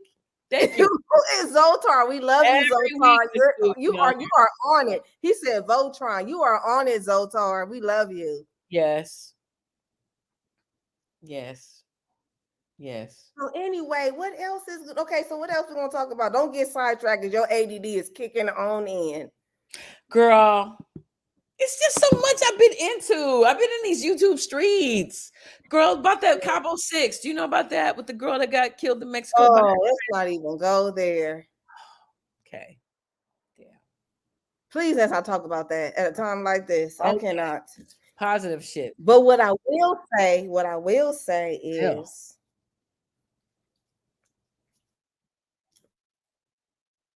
you see is not what it seems. There's an old that whole thing that happened at the Oscars, all a performance. That's all I gotta say. Shit. Ain't that some shit? Wait a minute. Why did I see that exact scene in a movie clip? What movie, girl? From like the 1960s, girl. They showed the exact same. I'm tired of your shit. You walked the fuck up there. You know what? I'm not doing this. Everything is controversial. Everything. Every fucking thing is controversial. It is. And you got to understand the entertainment industry is just that. It's entertainment. You know what? I'm going to tell you something.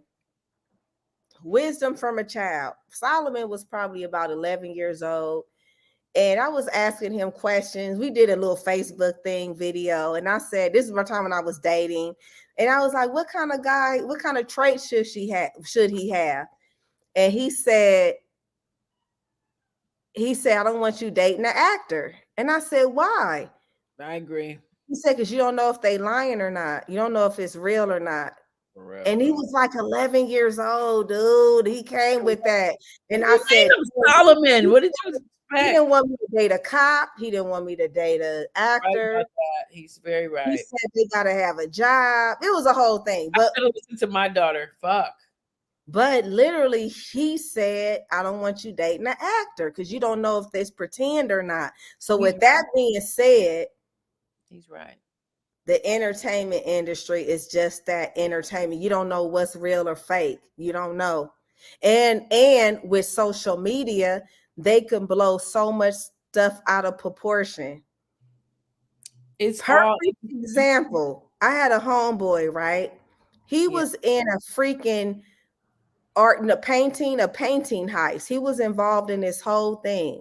The way they painted him on the news, they blew it up to make it seem like he was this big entertainer. And me and my son was sitting there tripping like, that is crazy. That is not, where they get this information from?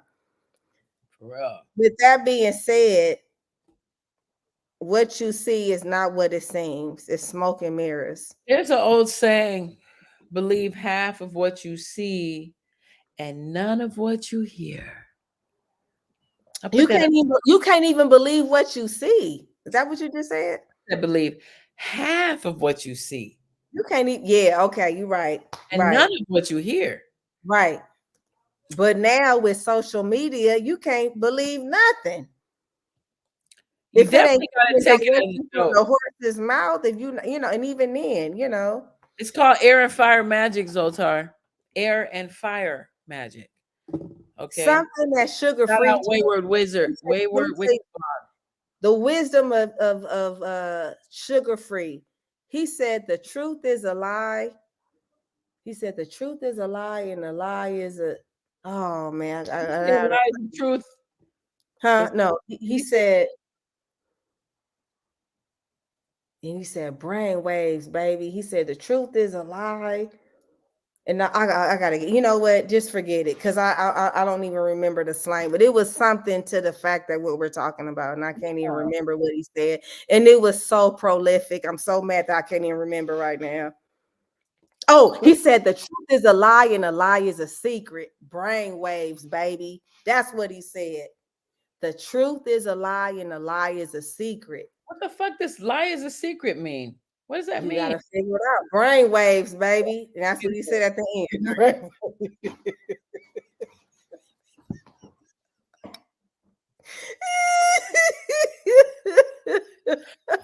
I mean, I'm having a good time. It's a good time, not a long time.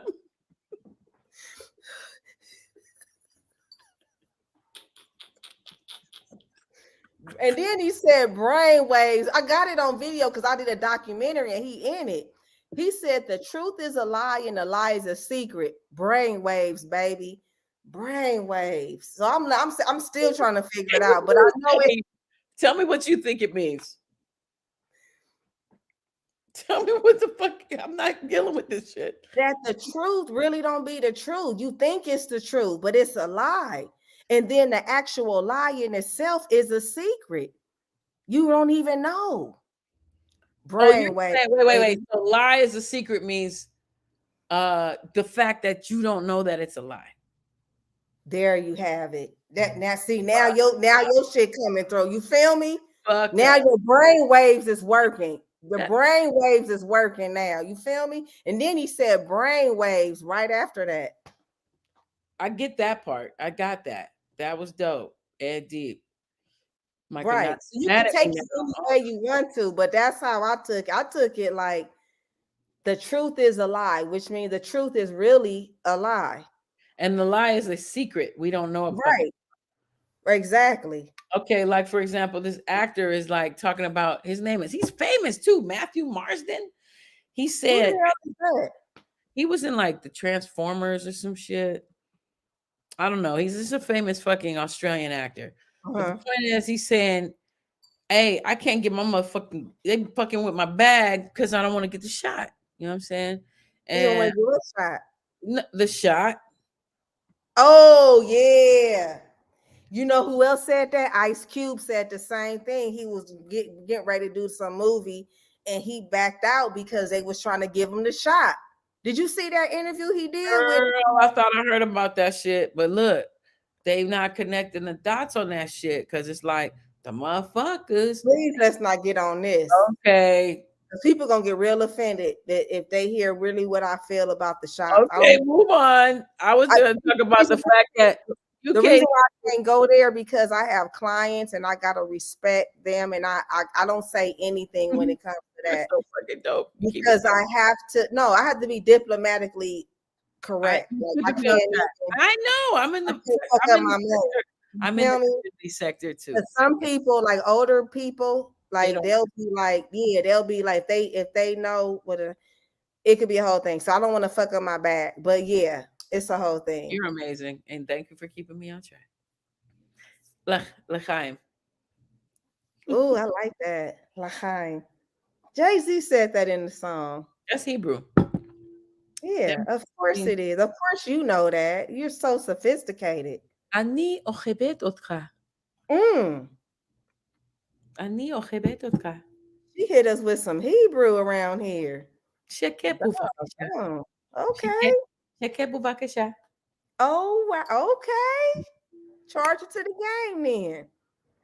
Okay, I did go to Hollywood High, baby. So it is 8:42. We've been on here since 7 o'clock. We need to wrap this. What they say? Girl, Mazel tov. Muzzle tov. Mazel tov. Yeah, Mazel tov. Thank you. Mazel tov. That's Yeah. right. And happy Hanukkah. That is popping off. I keep, let me tell you guys what's going on. I keep going like this because I have braces and Ain't nobody even notice. you didn't see it's green. You see Not that? at all. See, my teeth is straight as I don't know what They're now. gorgeous, but I didn't even notice. But what's going on is that when my teeth are moving, because when they tighten it, what's happening is that it's really scratching up my lip. It's a whole thing. It's a braces. I'm working with her with that. I cannot. I'm so sad that you're trying to get off of here already. I can't. Wowers, you learned the Hebrew. So, were you asking me, Zoltar, or are you asking Cobra? You're asking both. Zoltar asking you. You're the one that was speaking Hebrew, not me. Toda. Okay, so I love language, and so coming from Chicago, where it's so segregated, it's Jewtown, it's Greektown, it's Chinatown. Can you just explain it while I gotta go pee? Don't do it. Don't do you. I'm gonna talk. Yes, ma'am. Okay, please, go ahead. Come back. Just make sure you come back. All right. So in Chicago, it's very segregated. In Cicero, it's the Polish and the Italians. And, okay, thank you, Zoltar. I hope I'm answering. So, yeah, it's just super segregated. Polish, Jewish, Italian, Black, and they're all like super racist, okay? They don't want Black people moving in the neighborhoods. It's been like that. It's real 1940s out there, okay? Oh, God, I got to take this. This is Micah 9. I got to take this. Micah. Peace. Can you hear me? Yeah, what's up? Okay, so first of all, hi, peace, brother. I am interviewing Cobra Red live on YouTube, and that's why I haven't been able to call you back. Okay, I was just trying to see what's up with that. She wanted you to join the interview, but I'm busy moving around. Y'all gotta get me yeah. So after the interview, I'll be able to reach out unless something wrong with this situation. But it's cracking. Last couple days, you're like, yo, I'm gonna. Yeah, the machine. I don't want to hound you, man. I respect it. I respect it. Okay, I'm back like cook crack. Girl, Mike is on here.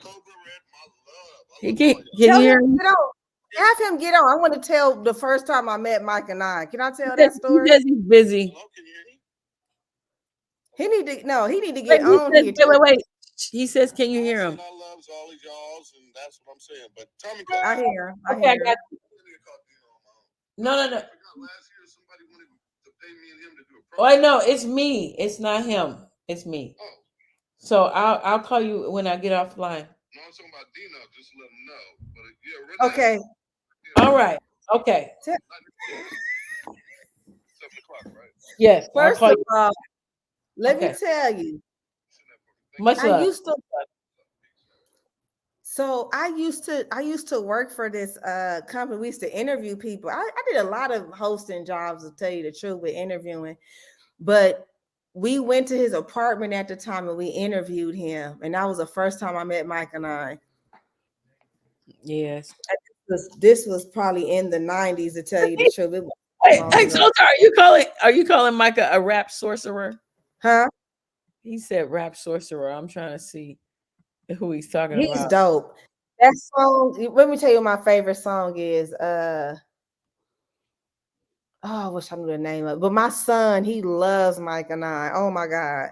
Well, he's gonna be out here on Christmas Eve. My son got to meet him too at the one of the Project Blow anniversaries. He was so excited. I said, "They go Mike and I." Are you gonna come through?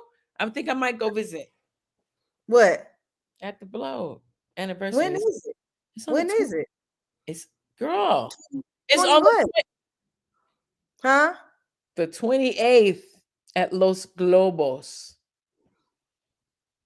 That's off of like the Alvarado 3rd. Yeah, that's where they had that before, right? Mm-hmm. That's where it's gonna be. I don't know, because I'm gonna be. It's a lot going on. I'm gonna be working. One day out of the freaking year when you can see all the homies and get some nostalgia for a minute, get some good energy and some creative vibrations. It's the one day. It's the one fucking day. It's the one day you get to be a fucking MC. Not a musician, not a fucking business owner, not a mother, not a motherfucking whatever. I'm doing a lot. I'm doing a lot on my plate now. I'm telling you. I don't know. I'm driving. I'm coming in. Anywho, I want to see you. It's 8:47, and I still. Let me tell you what I made today. I made some bomb salmon. Ooh, with salmon, what? green beans, and roasted carrots and potatoes. Well, I'm talking about the carrots that's a different colors.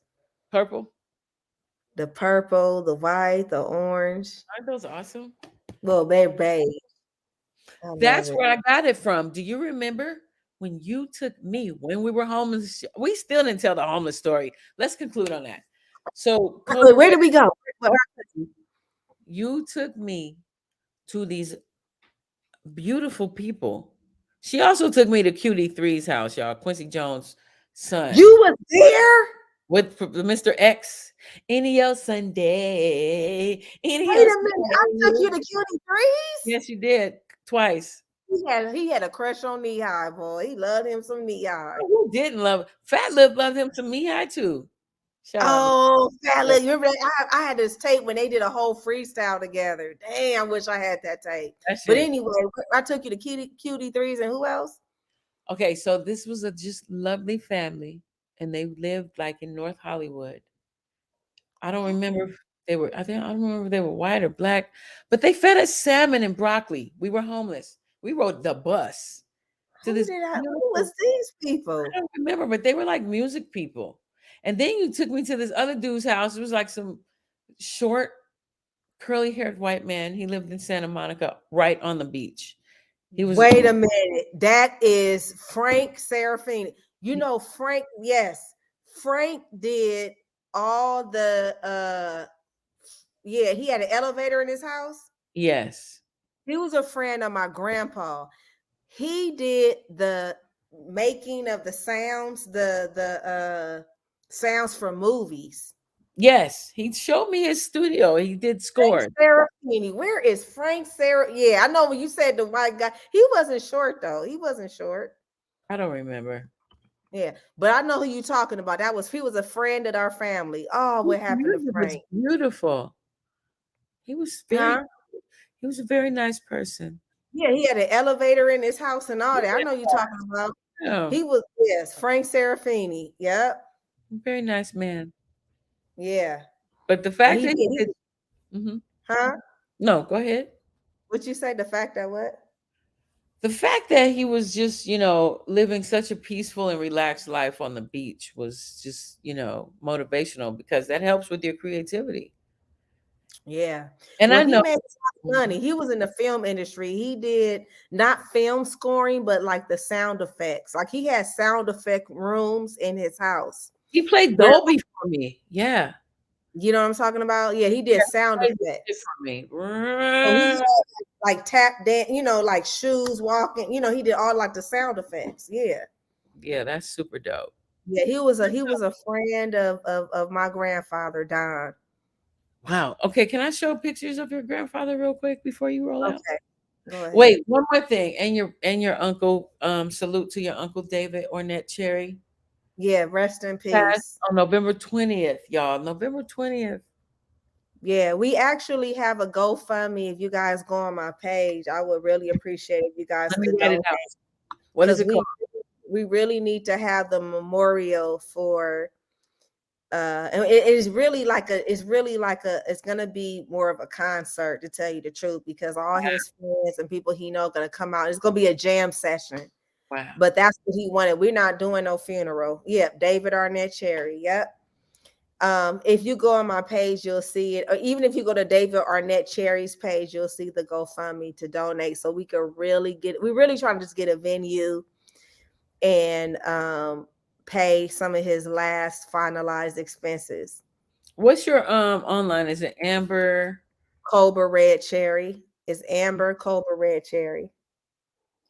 Cobra. Oh shit, hold on. Cobra. Oh, so real quick, we didn't even get into that. We just be just having a good time. So yes, Cobra Red, her group, the 5FOOTAs, they were on the heist, on the Set It Off soundtrack. And they have a song called The Heist.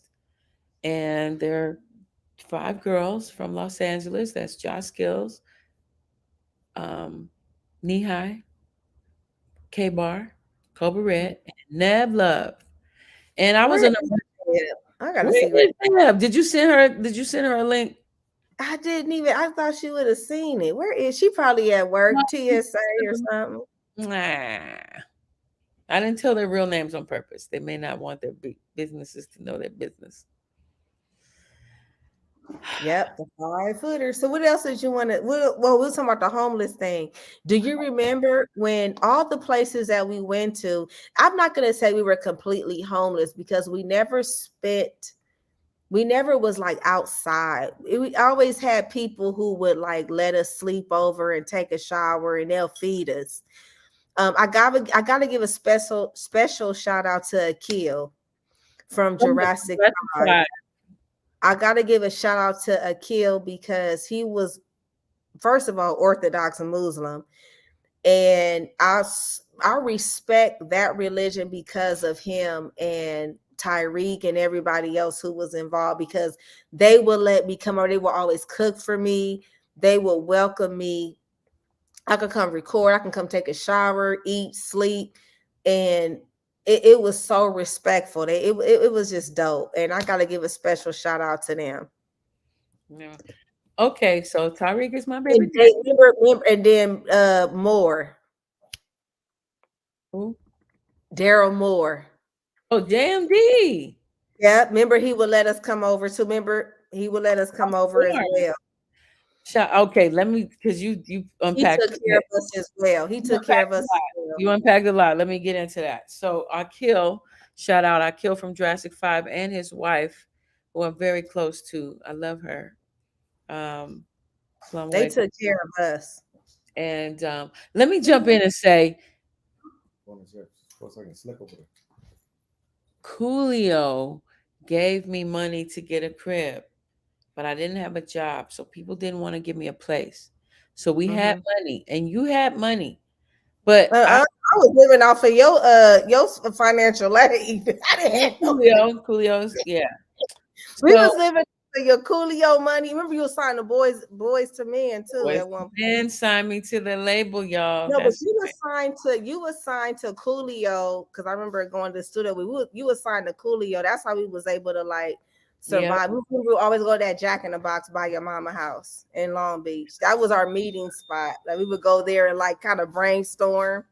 2 tacos for that Pacific Circle. That Pacific Circle. Oh my God.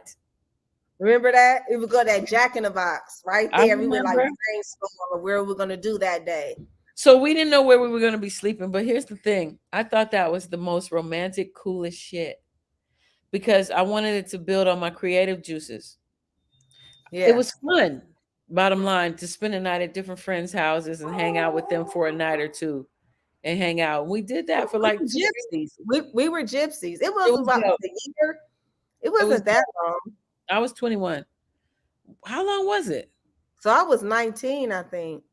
Shout out Zulu. Wait, no, who from the 2000 Crows. He used to let me spend the night. Zagu. Shout out Zagu. No Funny Business. Oh, snap. We gotta give a special shout out to Paul and Steve, Mario, Jeff, right? 54th Street, 1216. 1216 in the building. Yes. Okay, can I tell you a story? Steve, I tell you a 1216 story real quick? Go ahead. Skilo came through too. Story. This one was homeless, right? Mario actually reminded me of this. I completely forgot, right? This is when we were homeless. So it was real late night, probably 2 or 3 in the morning. It was Mario and Steve. They was walking up to the porch and they was like, what is that? Right. And it was raining. It was raining that night. And they was like, what is that on the porch? I had a hoodie on. And I was sitting on their porch waiting for them to come in because I didn't have nowhere to go. And he reminds me of that story, which I completely forgot. I forgot about that. But they were coming from a club that night and they see me on the porch and they was like, come on, sis, come on in. And I was asleep in remember that little room they had near the front where it was like, that's where we would smoke weed at. It was a hot box room. I was sleeping in the hot box room. Nobody disrespected me. They didn't try to touch on me or nothing. They were so respectful every time. I was like they little sis. Wait, I got an additional story to that. When I moved back to LA, Mario and Jeff took me out to a brunch, a very expensive brunch on like the Queen Mary to celebrate my album Vows. Then it was with my daughter Chuke, and they knew I didn't have no place to stay, and they rubbed my feet and massaged my shoulders. No funny business. Yeah. Let me crash. Then the next morning they made me pancakes and motherfucking bacon. We were really blessed to not. They just admired my fucking. They respected our craft. They thought we were beautiful and they loved being in our space, but they never. They never disrespected us. Well, that's some brother shit. That's why I have to give shouts out to them because, thank goodness that we were blessed to be in circles where we were protected and safe. Because we were vulnerable at those times, you know what I mean? And now me, being where I'm at, and you could call it successful, I'm still not where I want to be. But when I look back, because Mario reminded me of that story, he told me that story like maybe 2 years ago. I completely didn't remember, but I was like, wow. But he was like, look how far you came. But I don't even look in my rear view. And that's why we have to give each other credit, and credit is due, because we have come a long way. We're still alive. We have gone through so much and we survived it to be where we're at. And we able to share these gems and be able to share with people. We never could have did nothing like this back in the 90s. They didn't even have freaking live video, or we didn't even have a cell phones. We did. Do we have cell phones back there, or was it pagers? I don't know. My mother had a cell phone, but it was like for doctors. It was very elite. It wasn't. I don't think we had a cell phone during that. Did we? No, we didn't, girl. No. Not at all. No. Matter of fact, my daddy used to say, don't date boys that have pagers. He was like strict and shit. Oh, wow. Because they was drug dealers. Yeah, basically. A day above ground is a good day. Zoltar. Look, now I need Zoltar the Magnificent. Thank you for being like a very thank you for checking in every week, Zoltar. Thank you, brother. Thank you. Zoltar, I need you to cash app my girl Tomiko, because you are too much of a support. You need to just go ahead and cash app. Go ahead and cash app my girl. He's dope. Because he's a lawyer. I mean, that's dope. You know? I love it. But yeah, we come from humble beginnings. And you're an author. Do you have products still? Of course. I got some right here. I have I got conditioner. I have got product, people. This is empty, but this is a curly kinky cool for curly hair. I have beautiful products. Luxurious scalp oil. If you go on hairescapades.com, you'll be able to get all types of stuff on there, including hair services. Damn. Mm-hmm. So yeah, hair on Twitch as well. They're seeing us live on Twitch. What is Twitch? What is this? Have you gone on Twitch before? I don't even know what this is. What is Twitch? I just got popular on I just got on TikTok. Girl, I've been trying to get my followers up on TikTok. I've been going hard on TikTok. That's dope. Okay, so we're live on YouTube. That's my main whatever. But Twitch is also like, it's a gamer thing, but they do have live podcasts and they shoot whatever. So right now there are people watching us on Twitch. I gotta give a shout out to my sis-in-law. Hey sis. Okay. Continue. Mostly on YouTube. And I'm going. Who? What's her name? What's her name? What's her name? Stacy. She's on my Facebook Live right now. Okay. Y'all get wire You vibes. gotta show me. Oh, So you're on a completely different camera, and they're just seeing you on your live on Facebook. yeah, they from this angle. They seeing me from this angle on See, Facebook. because I have that too through StreamYard, but I didn't do that because I didn't know if that's because they can't see you. They'll just see me. That's it. Well, they just see me, but they can hear you though. You feel me? They can I'm hear you. live on Facebook right now. Let me go. Well, you on. should have been on live on Facebook. We finna get off now. You done too late. It's 9:02. Oh. And I need to go eat. Shoot, I am starving. I done made me some salmon and green Oh, I got beans. some salmon downstairs. Thank you for your time. Okay, we talked about our homeless situation. So what do you have left to ask or say? You are terrible. Also, we got into herbal sciences. We didn't get on the herbs and me juicing. I have been juicing, even though I'm juicing on some alcohol, but you gotta counteract it. Come with a balance. As I told my co-teacher friend at this Christmas party, from September to December, I eat whatever the fuck I want. Chips, dips, fried chicken, blah, blah, blah. Then drink, smoke weed, all that shit. Then January. I'm just kidding. I'm just kidding about the weed. Right. From January to August. But the funny part is you a teacher. They're not finna get on you and be like, oh, you doing too much. You know, they be firing teachers for being on live and stuff, shaking, twerking and stuff. They done fired teachers for twerking and saying certain stuff. Allah is Akbar. Oh, sis, I'm gonna eat in a minute. I know I'm enjoying myself. Okay, let me just say this. I'm not doing anything illegal or wrong. This is a prop. A prop.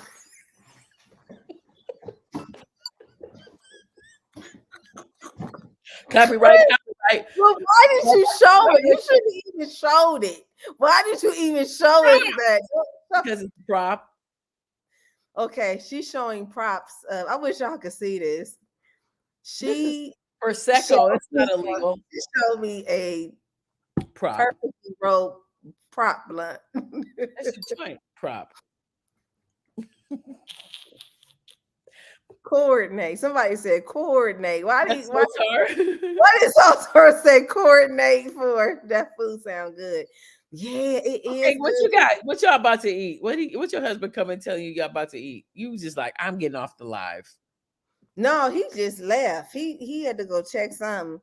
But I have what I made. You know, I've been cooking all morning. He said he wanted steak, eggs. I done made him steak, eggs, and hash browns this morning because when he get off from work, you know, he be on the road. He drive trucks.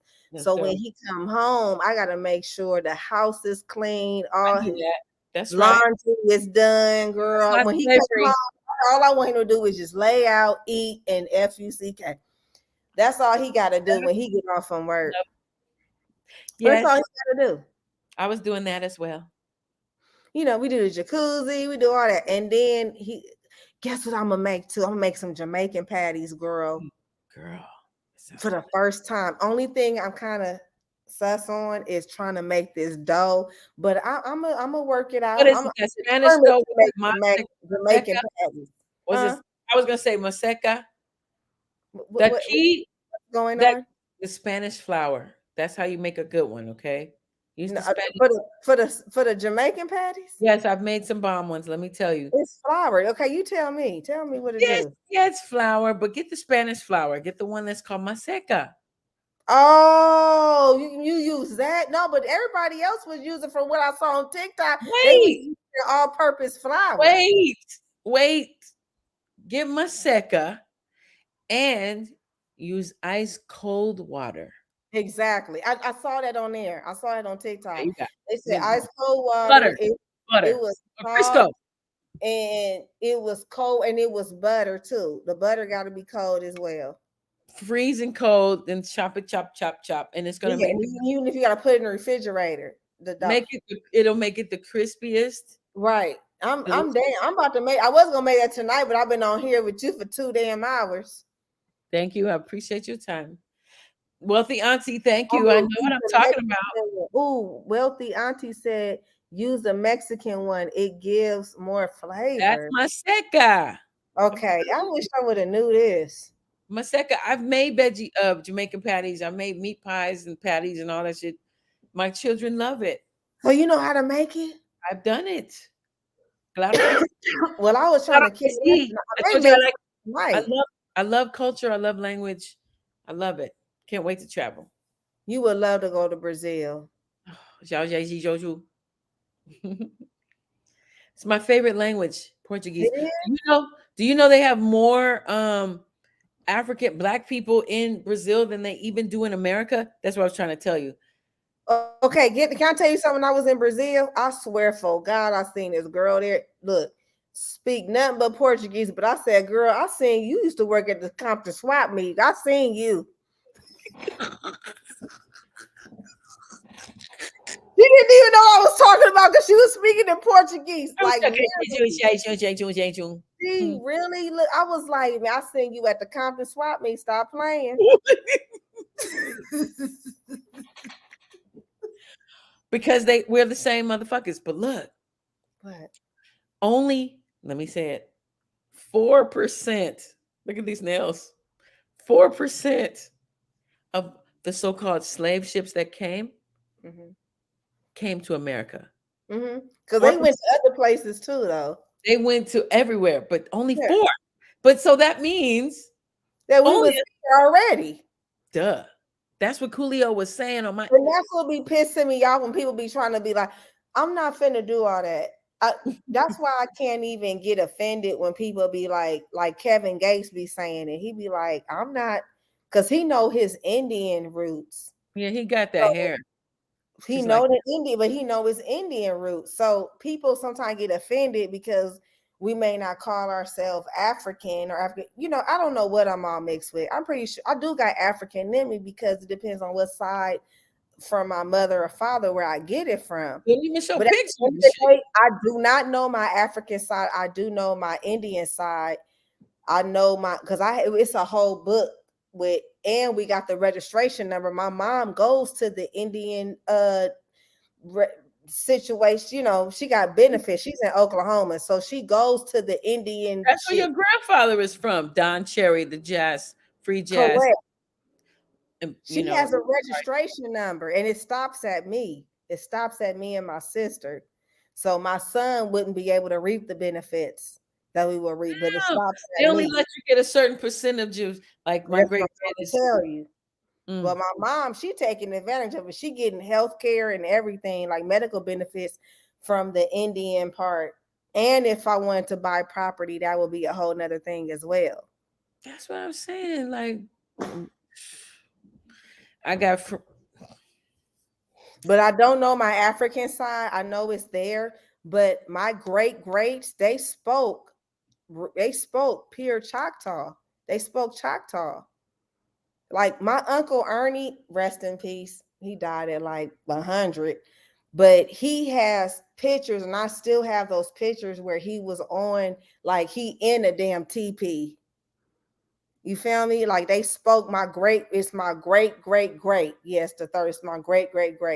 They spoke Choctaw. And then the Seminole is on my daddy's side. Choctaw is on my mama's side. I know that history, but I do not know my African history. Maybe I got to do that little DNA test thing, but what is it called? Ancestry.com. I just don't want to get involved in that. There's another one more legit. I don't want to get involved in that because they're going to have me on. I don't know. They're going to have me in the system, and I don't even know about all that. Girl. What you think about Ancestry.com? Let's talk about that. Well, you know, I did it as a Christmas gift for Dino like a couple years back. And you know, believe it? He's a Black Indian. His seem legit, but I've learned of another company that's more supposedly legit than Ancestry or My 23. What's it called? 23andMe. Those things. My lip is killing me. Girl, I'm so sorry, and I know you're ready to eat. This is just. I've had such a good time with you. land back and reparations. So they say, girl, reparations is going to be the thing. You know, every election, major election, I heard that. So reparations is going to be the It's thing. gonna be a twist with that too, though. You know, Girl, it's always there's always a motherfucking twist. always a twist. They're gonna be like, in order to get your reparations, you gotta take this shot. Girl, I'm done. I'm not doing it. Wait a minute. So now we go back because you brought up this shit. It's you. Yeah, I did. I brought it up. Matthew Marsden, the dude, actor from like the fucking, he's a big actor. Okay. He was speaking out because they cut his check, honey, because he was trying to do a movie and it was like, you can't do the motherfucker till you get the shot. And he was like, I don't want to do the motherfucking shot. It was like, well, you can't do the movie. So now Ice Cube. So he's speaking out and he's like, fuck that shit. But I said, when you check out who the people whose names we can't talk about run the same motherfucking movie shit is also the same motherfuckers that run the motherfucking drug shit. It's the same motherfuckers. Mhm. Yeah. But we can't say that. It's just a coincidence. What up, Shay? What up, Dave Chappelle? Let's just say one more thing with this. Let me give a disclaimer. Let me say this. And you know, I'm working in the salon, right? One of my doctors, she's a client. She told me this was like kind of after the pandemic, like maybe this was probably beginning of 2022. She told me, she said, you're going to have a lot of clients coming in where their hair is going to be shedding. She said, because if they had COVID, you know, it makes your hair shed. Right? After COVID, your hair starts shedding. And that's real. It's the truth. So you may be wondering why your hair is shedding, because if you had COVID, that is why. And this is a doctor. She told me this because she got the information from a fellow doctor. She worked in the hospital. And that's what happened. The majority of people that took the shots, the boosters and all that, the aftermath of that is that they end up getting COVID. Everybody I know who took it's just like a flu shot. You know, you take a flu shot, next thing you know, you have the flu because they're giving you the flu, so your body can get immune, right? Your body can just adjust. Same thing with the COVID. So if you got the shot, you didn't have COVID, most likely. Yeah, they tell them that. I thought I know a lot of teachers got that shit. You know, so. Well, I ain't had COVID, and I got the home test. I done went and got tests. I didn't have to get tests because during the whole pandemic, me and James was going all over the world. Because when I tell you LAX was empty as hell, I've never seen LAX that empty in my life. I got video footage of it. Empty. Well, we were able to take up like the whole row. He had a row, I had a row. It'll be like 5 people on the plane. And the prices. They were so low. We was in Puerto Rico. We was everywhere, girl, all during the COVID. That's so fucking We dope. was making it seem like we was rescuing people, okay? So we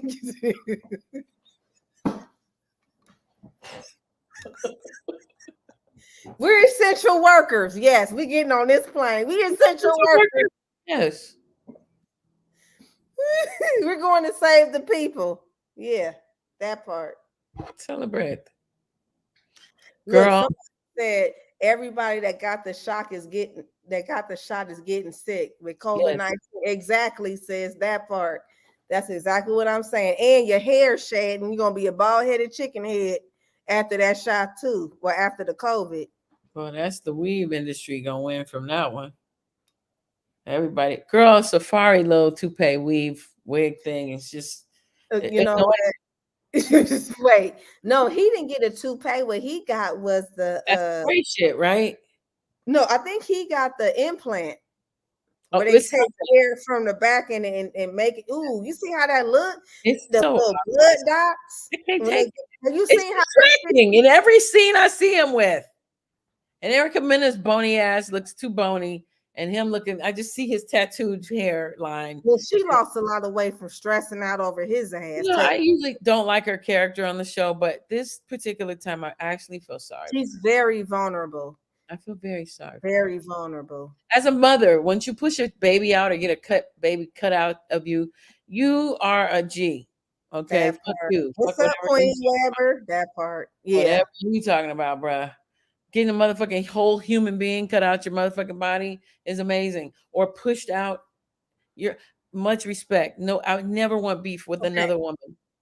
Now I'm gonna say something. I'm gonna be devil's advocate. Let's go. Because you never know. You never know. See, a woman can also push a man away by nagging. She's a screamer. How Yeller. are you communicating with this man? Like, if you're constantly, you gotta know how to communicate. You gotta know how to speak with Yeller. love.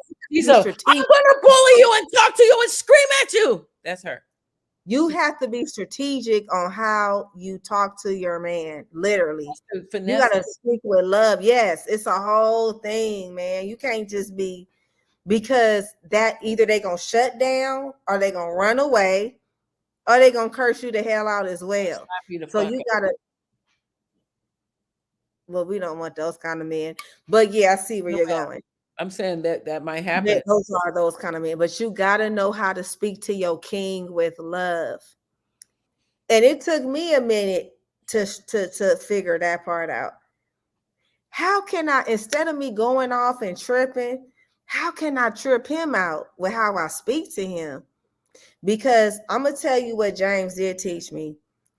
I was so used to being independent and living on my own to where can't nobody tell me shit, and I came at him that way, right? Okay. Guess what he said? He said, no, you're not going to talk to me like that. You're going to talk to me with love. He said, repeat what you just said. When I repeated back what I said, and it made me really listen to what I said, I was like, oh, that was fucked up what I said. I was like, damn, that was kind of messed up what I said. I said, I apologize. Damn.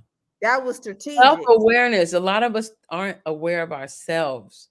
We don't know how to articulate. We don't know how to articulate. That's why I made that song Video Ho. Watch 1965. Listen to this song called Video Ho. Can you send me that song, please? I would like to hear that. Sure. I'm talking about how, I want that old album you came out with. That's the one. It's Vows. Vows, y'all. Victims of white supremacy. Where's that at? Where's that album at? Is it on Spotify? It's everything. Can you please send me that link at the end of this? Because I really love that. I got 2 followers. Abstract Root clowned me the other day. I only have 2 followers. I have babies. That's what I'm saying. I have babies with you. Somebody said, let me tell you what somebody, Queen Weber said, facts, so true. A lot of women don't know how to be feminine anymore. You got that right. They got that. You know what it is? That testosterone kick in. And let me tell you something. I am perimenopause. I'm going through perimenopause. Do you know when you're going through perimenopause, that testosterone kick in you too? So we can be combative. We're going through a lot of changes. We're sleeping a lot because we have insomnia. We're gaining that part too. Yeah, it's a lot because I'm the girl. I'm all the way there. I'm gonna tell you these. I'm gonna tell you these pills to take that's gonna help you balance it out. It's called transitional something. I'm gonna take a snapshot of it and send it to you. It's these herbal pills that I take. When I tell you I don't have no more hot flashes or nothing, girl. What? Yes, it is saved my life. But you gotta take it every day too. Every day, I swear for God, you gotta take it every day. Because when I stopped, I started being crazy again. And then James was like, please, let me go get you these pills. Please take these pills. I started Zumba too. That's supposed to help. And look, I noticed that. Okay, so I did some data, and the analytics on this show is women ages 45 to 54. So what you're telling them is going to be very helpful to our audience. Menopause, or if you menopausal, I've been reading books. I've been looking at TikToks that help me. I had a thing where my skin was itching so bad. I had to go to the doctor. I was like, what's going on? They didn't know that it was because of the perimenopause, but they gave me something. Skin? Like perimenopause, you're gonna have flashes where your skin is gonna be irritated. Your skin is gonna itch. Like you're gonna be irritated. You're gonna go through depression and then be happy on it, depressed. You're gonna have hot flashes, but you gotta take some herbals and start eating healthy. And do you know alcohol caffeine, all that will heighten it. So you gotta cut down off the caffeine. I only do this on my show. I don't have time other than And that. alcohol makes it, you get hot flashes off of drinking alcohol as well. And in Las Vegas, the heat makes my hot flashes hotter. Yes. You may want to get some cooling sheets. They're on Amazon. Look up cooling sheets. There's some sheets. You know who put me on to that? What is that? Whoopi Goldberg. You know that's my favorite actress of all time, aside from Meryl Streep. She done gave me so much game. You know, I used to do her hair. I love her. And this is low battery girl. My goddamn thing about to go out. Oh my God, it's gonna cut off. But bless you. Hey, I just goddamn, we didn't even tap in. We tapped in a little bit. You got to come back on here. We're gonna do that. Let's come back. Like, do you have an audio version of your books yet? No, I need to do that. Let's talk about that. Do that. I got Kindle. I got Kindle and paperback right now. Go on Amazon. Look up Amber K. Hopson. Amber K. Hopson. Write that in your thing. Amber K. Hopson. Write it down. I need you to write. Bittersweet. Amber K. Hopson. If you go on Amazon and type that in, all my books is gonna come up. All my books will come up. I promise you. Bittersweet is one of my absolute favorites, and part 2 was so. Girl, I read it in one night. Part 2? I read it in one night. Wasn't it like crazy? What part did you like? What was it? It's been a minute, man. To be honest with you, I haven't read it in a minute. It has been a minute. But it was. I'll tell you this. Every freaking page makes you want to turn the next page to find out what the fuck happened to that wild ass bitch. And the characters are so developed. Did you read the third one? You didn't read the part 3, huh? I don't know if I had to have read all. I've read all of it. I don't think you read 3. You got to read that one because that one is Sadrie's story. Bittersweet 3 is Sadrie's story. So it's really it's about Sadrie's perspective and what Sadrie went through. Her best friend. Okay. That is I remember crazy. Can I say this? It's holiday season. And if you know people who don't like to read, women, girls, young women, these are the books you give them because they're so entertaining. They're the ones you sit in the bathtub with. They're the ones you go to sleep to, like when you're in the bed and you want to get to sleep without putting your fucking phone in your face. Bittersweet 2 was a quick read. I'm not a quick read, huh? I read it in one night. Yeah. I loved it. Yeah. Okay, let's talk offline about boss moves, what they didn't teach you in beauty school. Yeah, that's that one. But most important, and that's really for beauty professionals. Very good read too. Bittersweet, see, once you get into Bittersweet, this is 2. Once you get into Bittersweet 1, you got to read Bittersweet 2 and then Bittersweet 3. Because remember, Bittersweet 2, I didn't talk too much about Sadrie, right? Bittersweet 3 is Sadrie's story. So it's going from, remember when she was in the hospital, when she was pregnant? It happens from that point on. Again, she's the Jackie Collins of the millennium. And bigger. I love Jackie Collins. That's like a big compliment. I know, right? She is. She was a shit. I bought that for my daughter. Boss moves, wealthy auntie. I know. Which you didn't get? Wealthy auntie? Is that your auntie? No, I don't know who this is. Who is that? Who's wealthy auntie? Don't know. Hit us up. Oh, she's about boss moves. Okay, thank you. I appreciate the support. It's an excellent book for starting business people. It's an encouragement book. I would hire Amber Cobra to speak. She's a motivational speaker as well. Yeah, look. So let me tell you the titles though in this boss moves one though. This is crazy. So I got about me, where to start, believe in yourself, each one teach one, do your research, be consistent and stay persistent, save your money to save your ass. Yes, that is credit and loans, too legit to quit, Hey. pay the lady. Different ways people need to, you gotta have different ways people need to pay you. They need to pay you through, you need to have all the systems, whether they can pay with credit card, cash, Venmo, Zelle, Cash App. You need to have, it shouldn't be no excuse to why somebody can't pay you. And a lot of times that happens when you be like, oh, I just got Cash App, girl. You better get Venmo and Zelle. I gotta figure out how to use the Zelle thing. If your business is not online, go kill yourself. Do you know I got some negative comments on Amazon about that when I said that? And people got offended because I said go kill yourself. But what I know is this, Say that? people, no, you gotta look at them Amazon reviews, girl. They got offended by that. They got offended, girl. Yeah, you can't say that. Huh? Yeah, Osaze used to say stuff like that. My ex. It's just like but that's some hip hop shit though. Like somebody Motherfuckers don't understand hip hop. Wait, somebody called child services because a motherfucker said, "Don't beat me in the head. Don't beat me in the head." What to do on slow days? Customer service, respect time, and it will respect you. Answer your damn phone. These are all chapters. Bad association spoils useful habits. That was the last one. That's well done.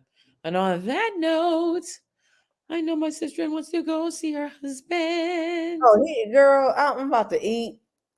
Yeah. See, it's supposed to be a mukbang, but nobody ever brings food. We're supposed to eat so you don't run away. These are supposed to be like 3 hours, 3.5.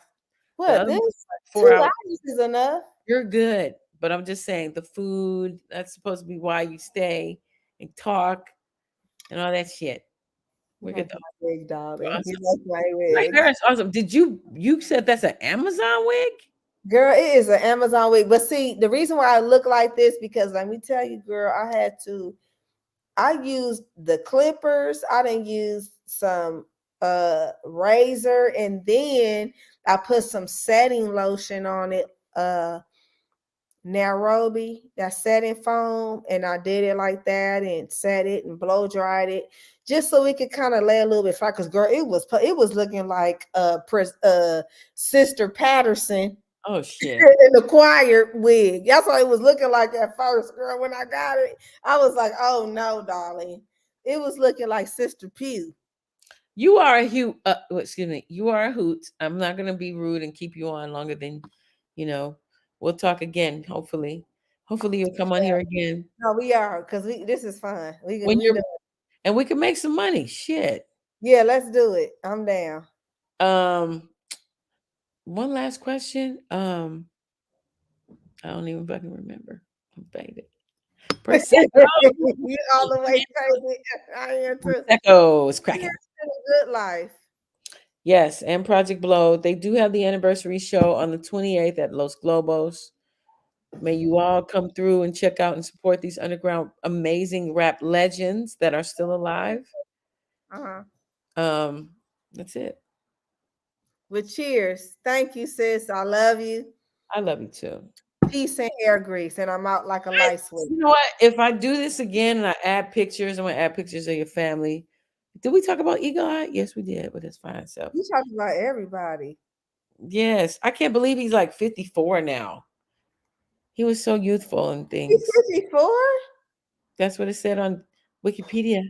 What? Eli Cherry, y'all. He was very hot in the late 90s, early 2000s. Google him. That's tonight. Tomorrow I'll be gone. So tomorrow. Hey. Yeah, he's super cute. And of course, y'all know Nana Cherry. She's amazing. She's 58 now, y'all. And her daughter Mabel and her other daughter Tyson are following her footsteps. They are so dope. They y'all sing.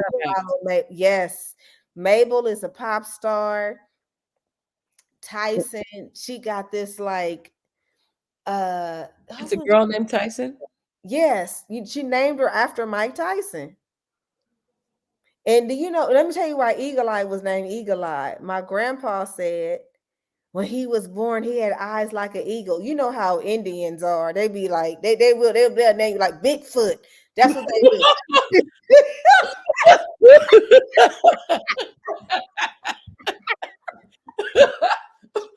Big ears. No, but literally, he said that's my grandpa named him Eagle Eye. He said he got eyes like an eagle. I don't. You he told was me that a probably long high. time My ago. grandpa down smoked a lot of weed. Let me just tell you, he was always high. It's ancient. He was high. He said he had eyes like an eagle. I was like, oh, okay.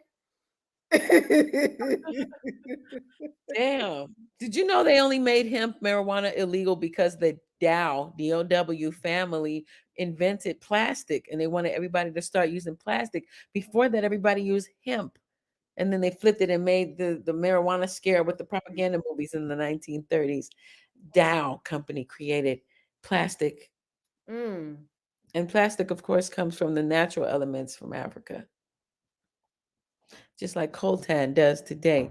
Coltan is the little mineral that's in the water in Rwanda, and they have the Africans at rifle point dig this shit out and put it in bags, and they send it to Europe and America. And it's what makes the fucking iPhones and computers and Xboxes work. Coltan. What was that? Yeah, it was something. It was going on. Dang, you just yeah. That's crazy. Just two things before you roll, and then we're gonna cut it off. Okay.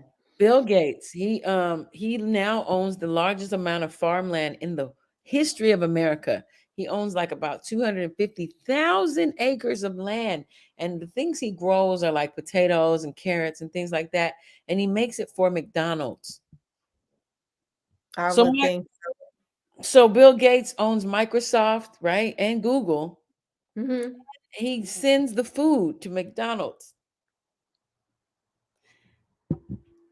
Mm. The guy who said, like, on Oprah or whatever, he was like, I think the population of the earth is, it's going to be 8 to 9 billion and it needs to be cut down to 4. That's why they came out with COVID. I'm just saying. But what do I know? I'm just saying about that. And yeah. So that's it. Until another day. Thank you guys for watching. I've had so much fun. I knew I was gonna have fun with my homegirl. She's one of the funniest people I've ever met, ever. Well, ever. we doing this again, and we're gonna have some topics, and we're gonna name it. Yes. Yeah, we can do that. We can do that. This was I just wanted to tap in on a personal level and have people remember the fact that you are here and you you're just a big, great person. But she's great too. I learned so much from my big sis. I swear. I just The be dropping shit. sophistication, the you just know so much, man. I swear. Ashe, yo. And thank you all, you loyal people who come here every Saturday or Wednesday. Yeah, she's just smart as hell. What is Ashe? What is this? Ashe is just meaning like you're giving thanks to the ancestors. Ashe means like you giving that and then it returns back to you. It's some beautiful shit. You're the shit. Oh, that's all I got to say. Thank you, sis. And so with that said, what? Watch 1965. If you see that on the screen, that's my rap name. If you look it up, Can you please send me that link to your music? Remember the first album? Oh my God, you got some shit on there. I love it. Please send me that. For my first album, because I don't have that online at all. I only have Vows online. Which one was that? What year was that? It was 2007, 2006, 2006, 2007. Yeah, the one you gave me a bomb ass beautiful backpack for my birthday. Christmas one day or 1 year or whatever. You don't even remember what backpack? The most beautiful backpack. I carried around for like 4 years, and I used to have all my CDs. And I ate for 2 months off selling just CDs and shit. I had 2K in my arms and my motherfucking music in my backpack, and I used to sell that shit all around LA. You gave it to me. It was this gorgeous brown plaid cinnamon looking backpack. It was just very beautiful, and you gave it to me. Did I make it? No, you brought it to me. You said, I think you got it from Macy's. I think I asked you, like, where the fuck did you get this beautiful ass? I did Macy's. I just got my grandma's shit from Macy's. You gave it to me. It was beautiful, and I carried that shit. I took very good care of it for 4 years. Thank you. Shit that I don't remember. God damn. And you remember shit I don't remember. You know, oh my God, wait. I just reminded Ab of when he showed me and you Caligula. Oh my God, turn right now. No, Caligula.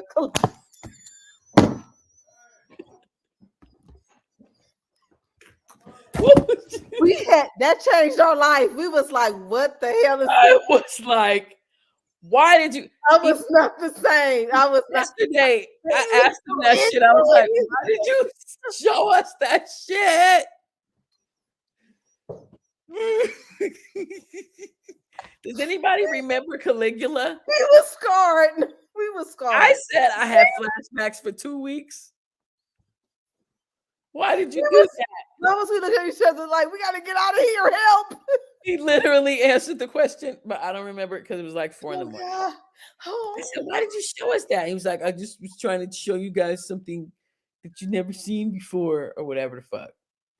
No, wait, that scarred us. That scarred us. Your life, yo. I could not you know the term, I couldn't unsee that. No, that movie was severe. I was like, why? But he was really into it. We was like, wait a minute, dude, this is demonic. It was very demonic.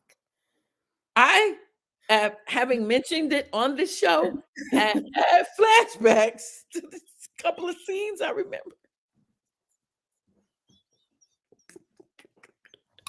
Wait, right in there, Caligula, so they can see what we talking about. Oh my God! Right in there, Caligula. Shall I promote I it? don't know how to spell it. Well, I'm getting off right now. Okay, we are. We promise. I promise, James. We are. My husband got his robe on. He's like, please come here. My husband is like, wait a minute, you've been on here too long. Look at my husband. I'm sorry. I haven't talked to her in so long. That's terrible. He's like, I want your wife back. Okay, I gotta get off. I I respect, brother. Thank you. Okay, Caligula. Right, Caligula. Right. I did. Wait, I gotta show you that I did it. You drank the whole bottle? You got some too. I got a glass. Wait a minute. You was outside talking shit to somebody. I was talking to my daughter. Oh. And to my son. Let me pour a little bit of this in here. No, ain't that about I could say, James, can he hang out with us? Because look, I still got this much left. Oh no, James, you gotta hang out with us. You gotta hang out with us, babe. I love it. Welcome. Good. Thank you. Welcome. Now he in the circle. Awesome. I love it. Hey, did you ever tell him about that? What? The Caligula? No, man, you just brought that up. Babe, your ass is sliding down. You got too much of it. Hey, peace, good brother. Nice to meet you, by the way. Nice to meet you as well. It's good to see you. I love seeing you guys travel, and you look like such a great, companion couple thing. We don't just look, we go. He said we go. That's right. That's right. That's right. What's the secret to? There ain't no secret, but what's the pointers, suggestion? That's the key to a good relationship. Tell the people. You live. To my men, I'm gonna give it to you real. Come on. No, not to my men, to my ladies. You can't make a man do nothing. You can make him want to do something though. Promise you that. All in the way you communicate.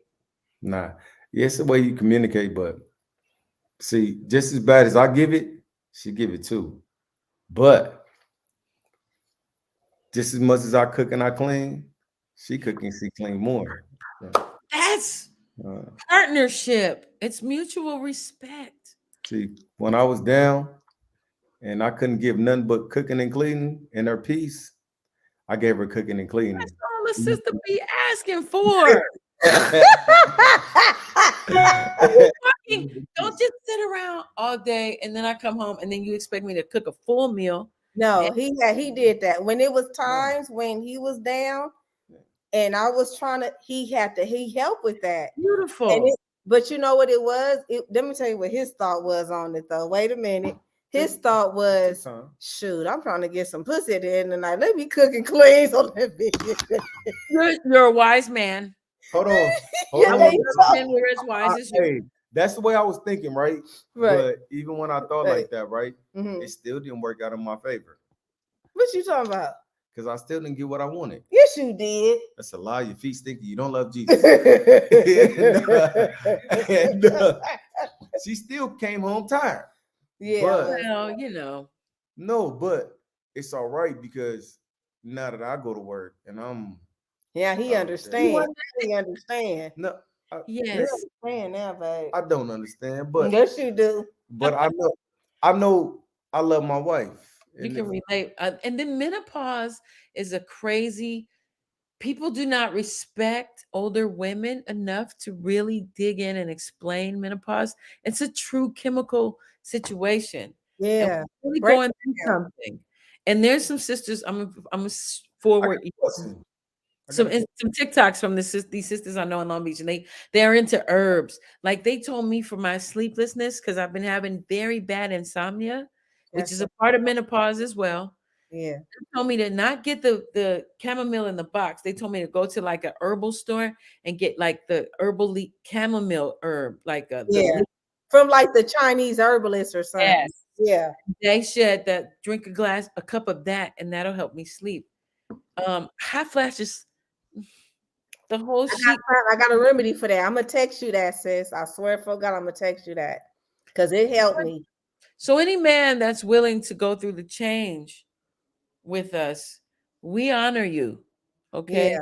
It's not easy, but do recognize that it is an actual valid situation.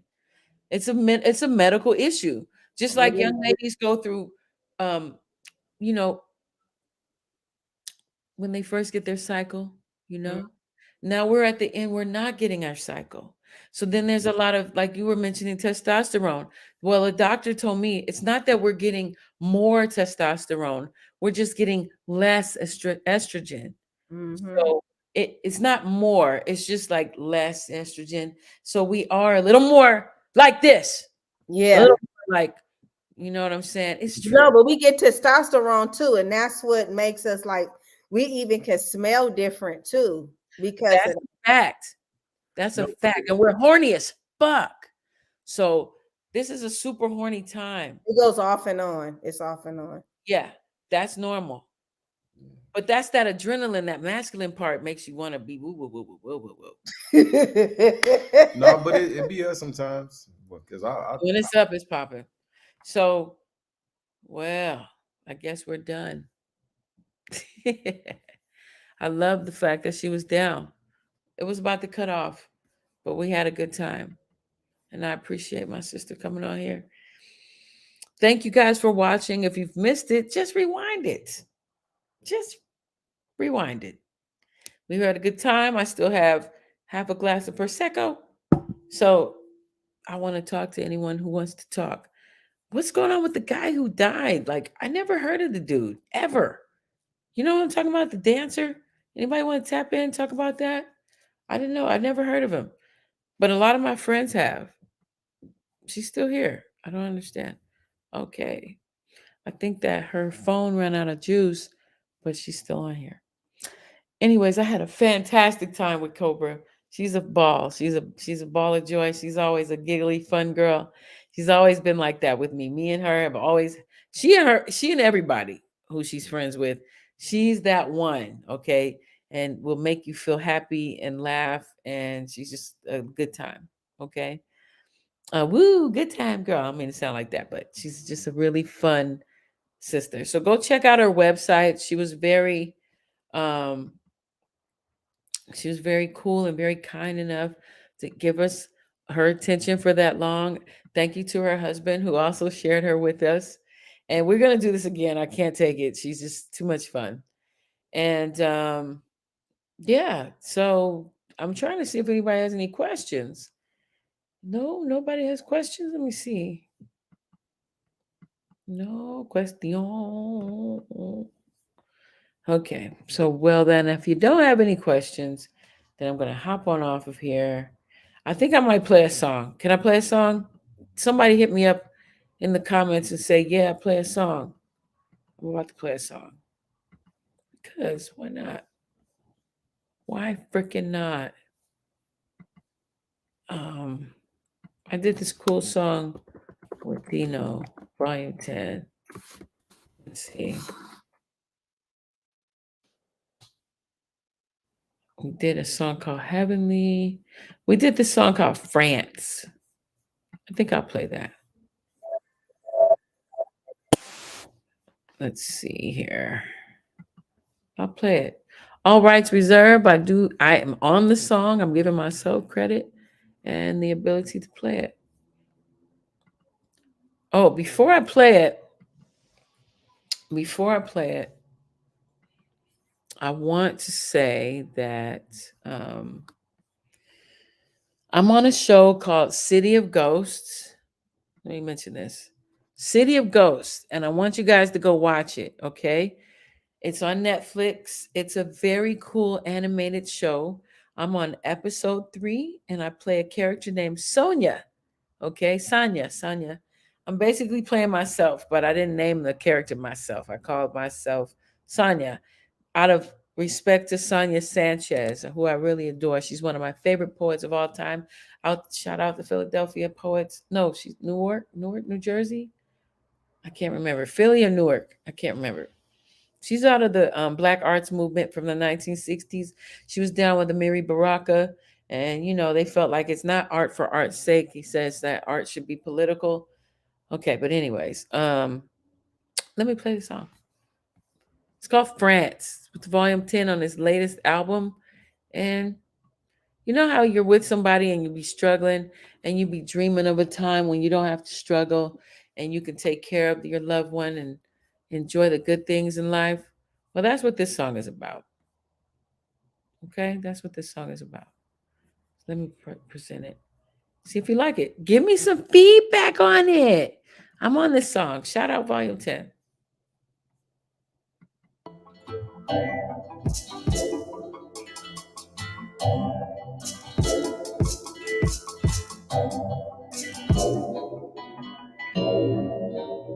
Seems like they don't want me to make no big money from this rapping.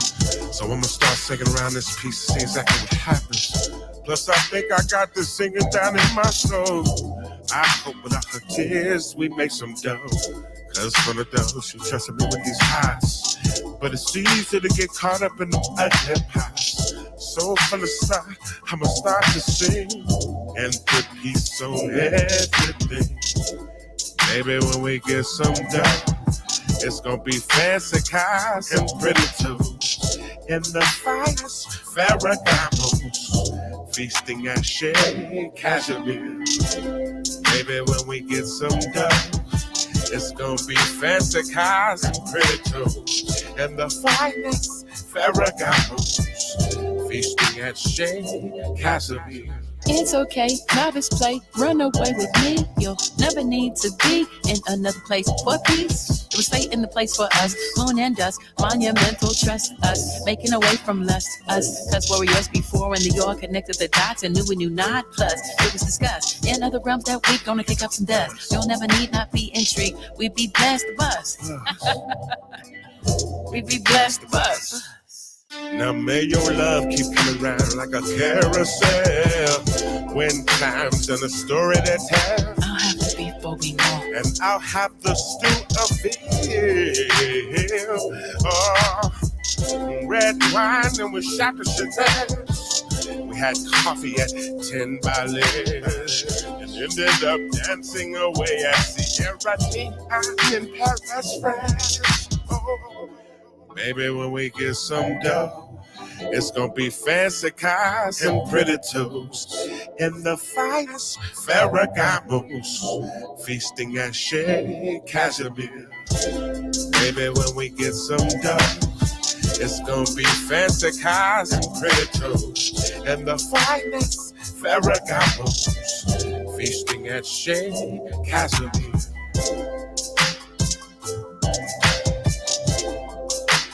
Cashmere. Okay, what y'all think? What y'all think? That's it. I played a song. No, so what did you think? Okay, I'm gonna play another one. All rights reserved, copyright, 1976, everything for educational purposes, you know what I'm saying? Plus, I'm on the song, YouTube. Okay, so cut me some slack. Let me see. I want to play the song I'm with. So I haven't recorded a new album in a long ass time. I've been mostly just I've been on Volume 10's albums. I've done 4 songs on his album called Akhenaten 2110. You can check it out on any, it's on YouTube, it's on everywhere. Spotify, whatever. Okay. So I'm gonna play this song. It's called I Wish You Love. Okay, this is Volume 10's album, Akhenaten 2110. I am in the process of working on my own project. I have 2 albums. One, I've only posted 1 album online. It's called Vows. Okay, Victims of White Supremacy. But this is the one that I'm on with Volume 10. So check it out. See what you think. If you can't hear it, let me know.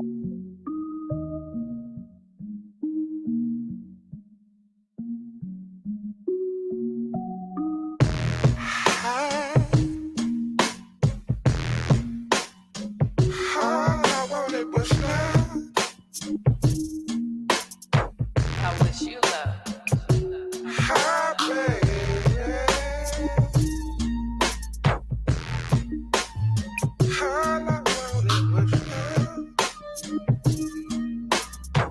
I wish you love. All I ever wanted was love. Damn it, I knew she didn't love me plain.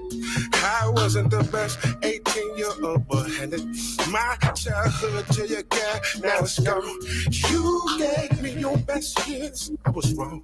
This shit me to die. How to love. Hey, these whispers and angels speak. I wish you love. A fucking freak. I wish you love. I wish you love. I wish you love. I wish you love. I wish you love. I wish you love. The type of love the angels speak of. The type of love God sent from above. I wish you love. I wish you love. I wish you love. I wish you love. I wish you love. I wish you love. And I some love a life unique. I wish you love. And the fucking freak I sent me to lie. But I'm alive and well. Found knowledge of self-love and a story to tell. Might as well brag on her, she must be supreme. The bravest soul ever for fucking with team. I've been down so low. I've been down so low. Riding the fall since I head down speak. I wish you love and a fucking freak. I wish you. Whenever you leave me, I never get no sleep. I wonder what's in your head. Your soul is deep. It never fails. The confines of these body cells limit our full love expression. Only time will tell. But as far as I can see, all your energy be with me. I reflect back like a mirror, your own coming inner peace. Cause all you ever wanted was love. Damn it. I don't take that for granted. I wish you love, I wish you love, I wish you love. I wish you love, I wish you love, I wish you love. The type of love the angels speak of. The type of love God sent from above. I wish you love, I wish you love, I wish you love. I wish you love, I wish you love, I wish you love. And I some love a life unique. I wish you love and a fucking freak. I wish you love.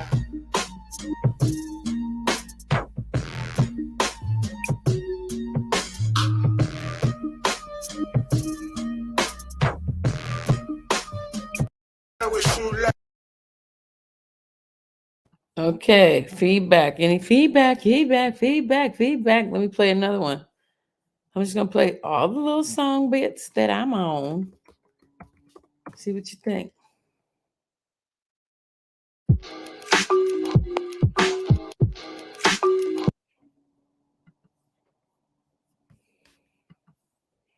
Okay, all rights reserved, all rights reserved. I am on the song YouTube. I give myself permission to play this song for entertainment and educational purposes. Copyright 1976. This song is called Heavenly. Thank you guys for still hanging out. I hope you enjoy this song.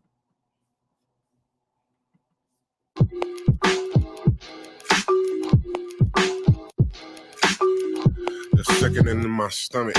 The well gon' run it, the vomit, the no atomic, there is limit. The well the limit with no violence to stay silent unless you want violence. The racket silence, the profiles, the smiling in my fucking face. The protectors, the ones that lectures. Give me a million witches, black queens, Elohims, witch doctors. The guys live proper. I ain't got the fire picture, the full picture in this bitch. The relevant, the real relevant. Switch the long list, the pulpits, the death wishes, the fuck snitches and hers. The I slept as they rose, the treachery grows. Nitro set flame to the barrels. Like a Latin in the flesh, I'm a honcho. I'm Dr. Octagon, plus the mask. Oh, there's nothing more you can do to me. You open my eyes, no surprise. I'm heavenly torn by the blood in the eyes on me. No, you get around this, no, getting around this. Heavenly. Hot shepship, calling on the shepship, nepnut, clanging on the metal mental left hooks, peppering all the meteoric metric batones, the bones wise, W thrown massive blast of clowns, grabbing on the obligaron alarm noise, eye boys, info, and four lymph nodes and more. Water doesn't have a choice in the matter no more. I said water doesn't have a choice no more. What are you waiting for? Stars are full form, time and effort the norm, hospital harm, big farm, baffled that folks tackle with separating what is known from what is shown, mind blow trigger your zone and watch your tone. Long gone, I click long on a job on a pity pat to all natural law. Sit and clip and clap, then spin to attack the even the wrong. Do this, then it's gone, they life song. There's nothing more you can do to me. You open my eyes, no surprise. I'm heavenly torn by the blood in the eyes on me. No, you get around this, no, getting around this. Los Angeles, the port of men, then lightning, and I liken it to sin. The lack of oxygen, and I hot and spit in. I swallow Vicodin, recycle the vodka, and the thumb sucker, the wild-eyed liquor, the tick of the wild wings, the howling, the defiling of physics, hemorrhages. I got listen, I'm pissing the vodka. Got more than a locker, like Robert. I piss in your carpet and your daughter in no short order. Human agriculture, being growing you motherfuckers hydroponically, half-dashingly. Elastic cosmic adultery, automated artery. And matter man, categorically, there's no getting a hold of me. This poetry, my woman's the real portal. This bitch womb got a hold of me. I'm socially inept, and I weep at the casualty of our anatomy. Fucking like roadkill to the lobotomy. To the lobotomy. There's nothing more you can do to me. You open my eyes, no surprise. I'm heavenly torn by the blood in the eyes on me. No, you get around this, no, getting around this heavenly.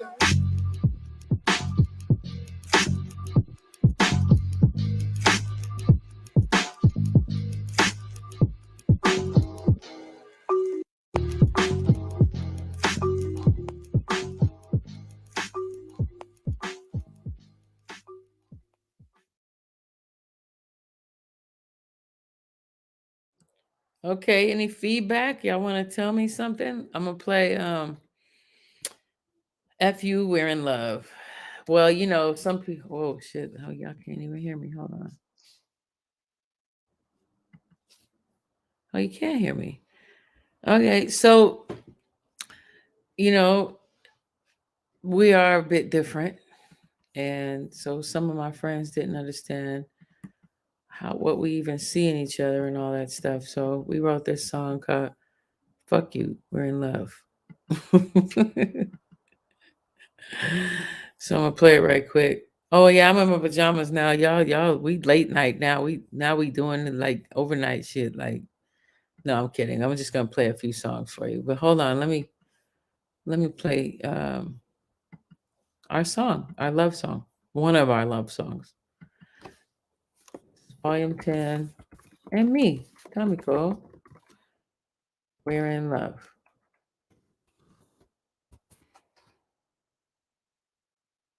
Here we go. They're in these commercials, I swear. Here we go. Here we go. Tell me what you think, though. Like, give me some feedback. It's different. You know what I mean? It's grown-up hip-hop. Off the Volume 10 Akhenaten album. What I'm saying. Yeah. What I'm saying is, fuck you. We're in love. Fuck you, niggas. Fuck you, bitches. Fuck you. We're in love. Collectively, I spirituality, connected our anatomy. I won the lottery. What is the son of me? Flattery. Ever ready battery? She spit a salary, I spit a salary. Love is a tragedy. Ever ready battery? But habit like rabbits. I got a habit. Stabby. Death of a woman so tragic. I ain't killed her pussy.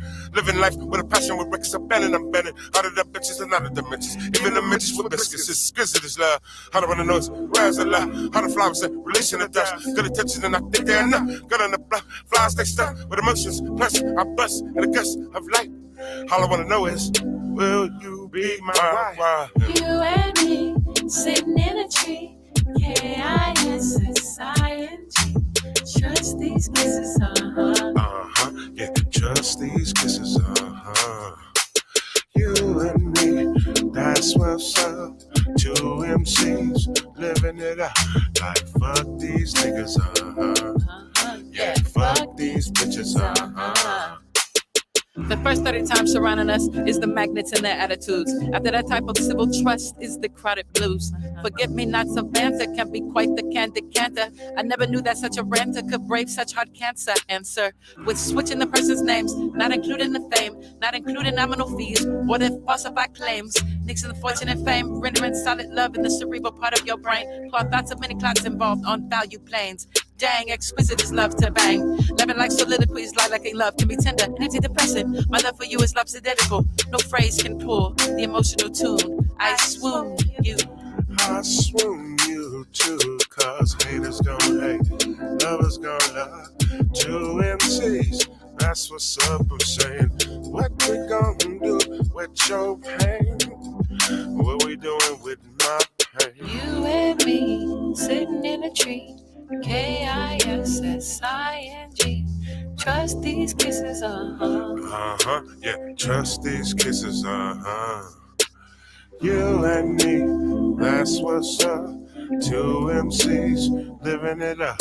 Like fuck these niggas, yeah, fuck these bitches, Fuck you, niggas.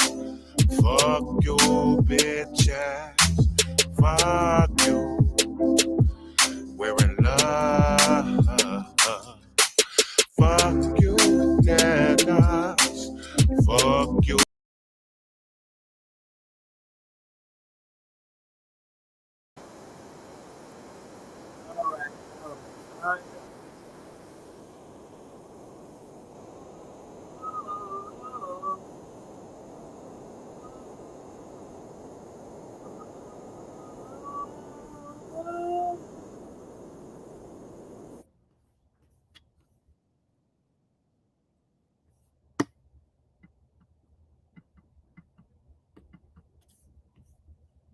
Okay, so this one, can I get some feedback?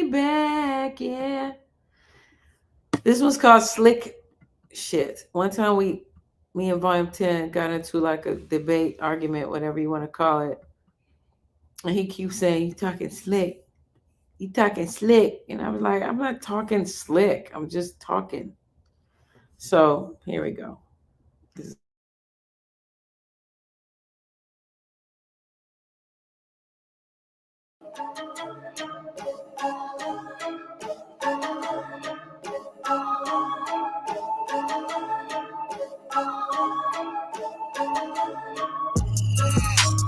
Tired of your slick shit. Hoes, you fucking bitch.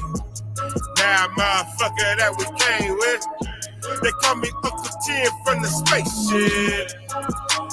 Tired of your slick shit. Hoes, you fucking bitch. Now, motherfucker that we came with, they call me Uncle 10 from the spaceship. Yeah. We tired of your slick shit. Hoes, you fucking bitch. Now, motherfucker that we came with, they call me Uncle 10 from the spaceship. And as we flying in this motherfucker,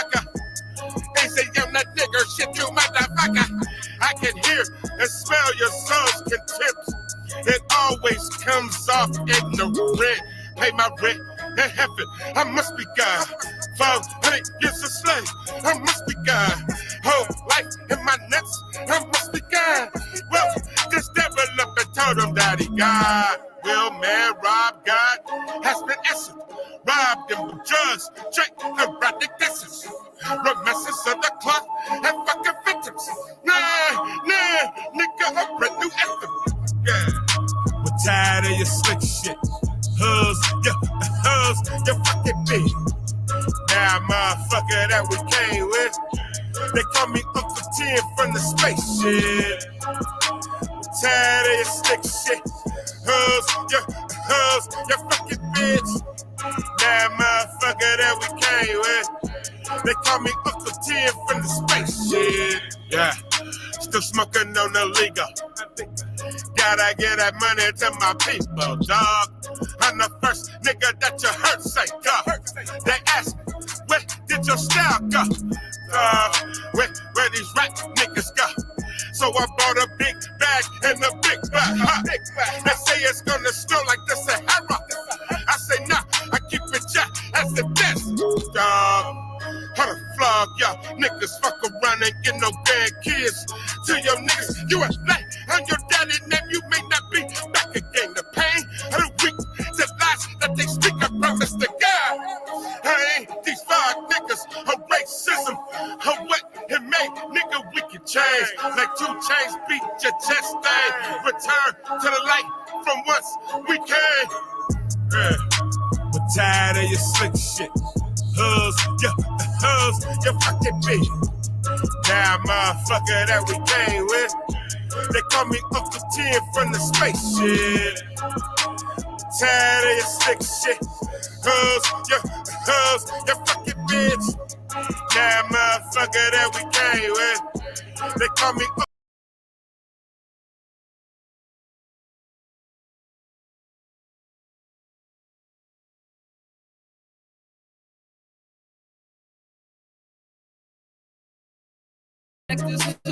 Presenting deadly tones to the crew, leading down a pipe popper spell to who motherfuckers get stuck on local crew. While global mobile, slick moves do silence of guns while choosing clues. They overrun fake fun, not new. Do you, but who you?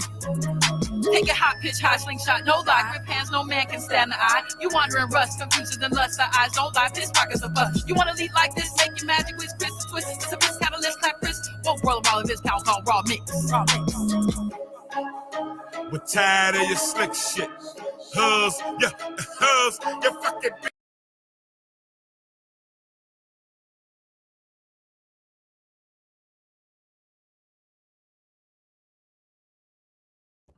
Okay. So I see some of you are still here. What do you think? Give me something. Give me something. Give me something. Anyways, I know I like late night podcasts, and I'm thankful that you guys are here and you're on here. And I think I'm going to cut off now because I do have to get off here and go to bed.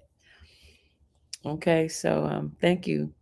If you don't have anything else to say or ask me, I'm going to shut off. All right. All right. Well, have a good night. Peace.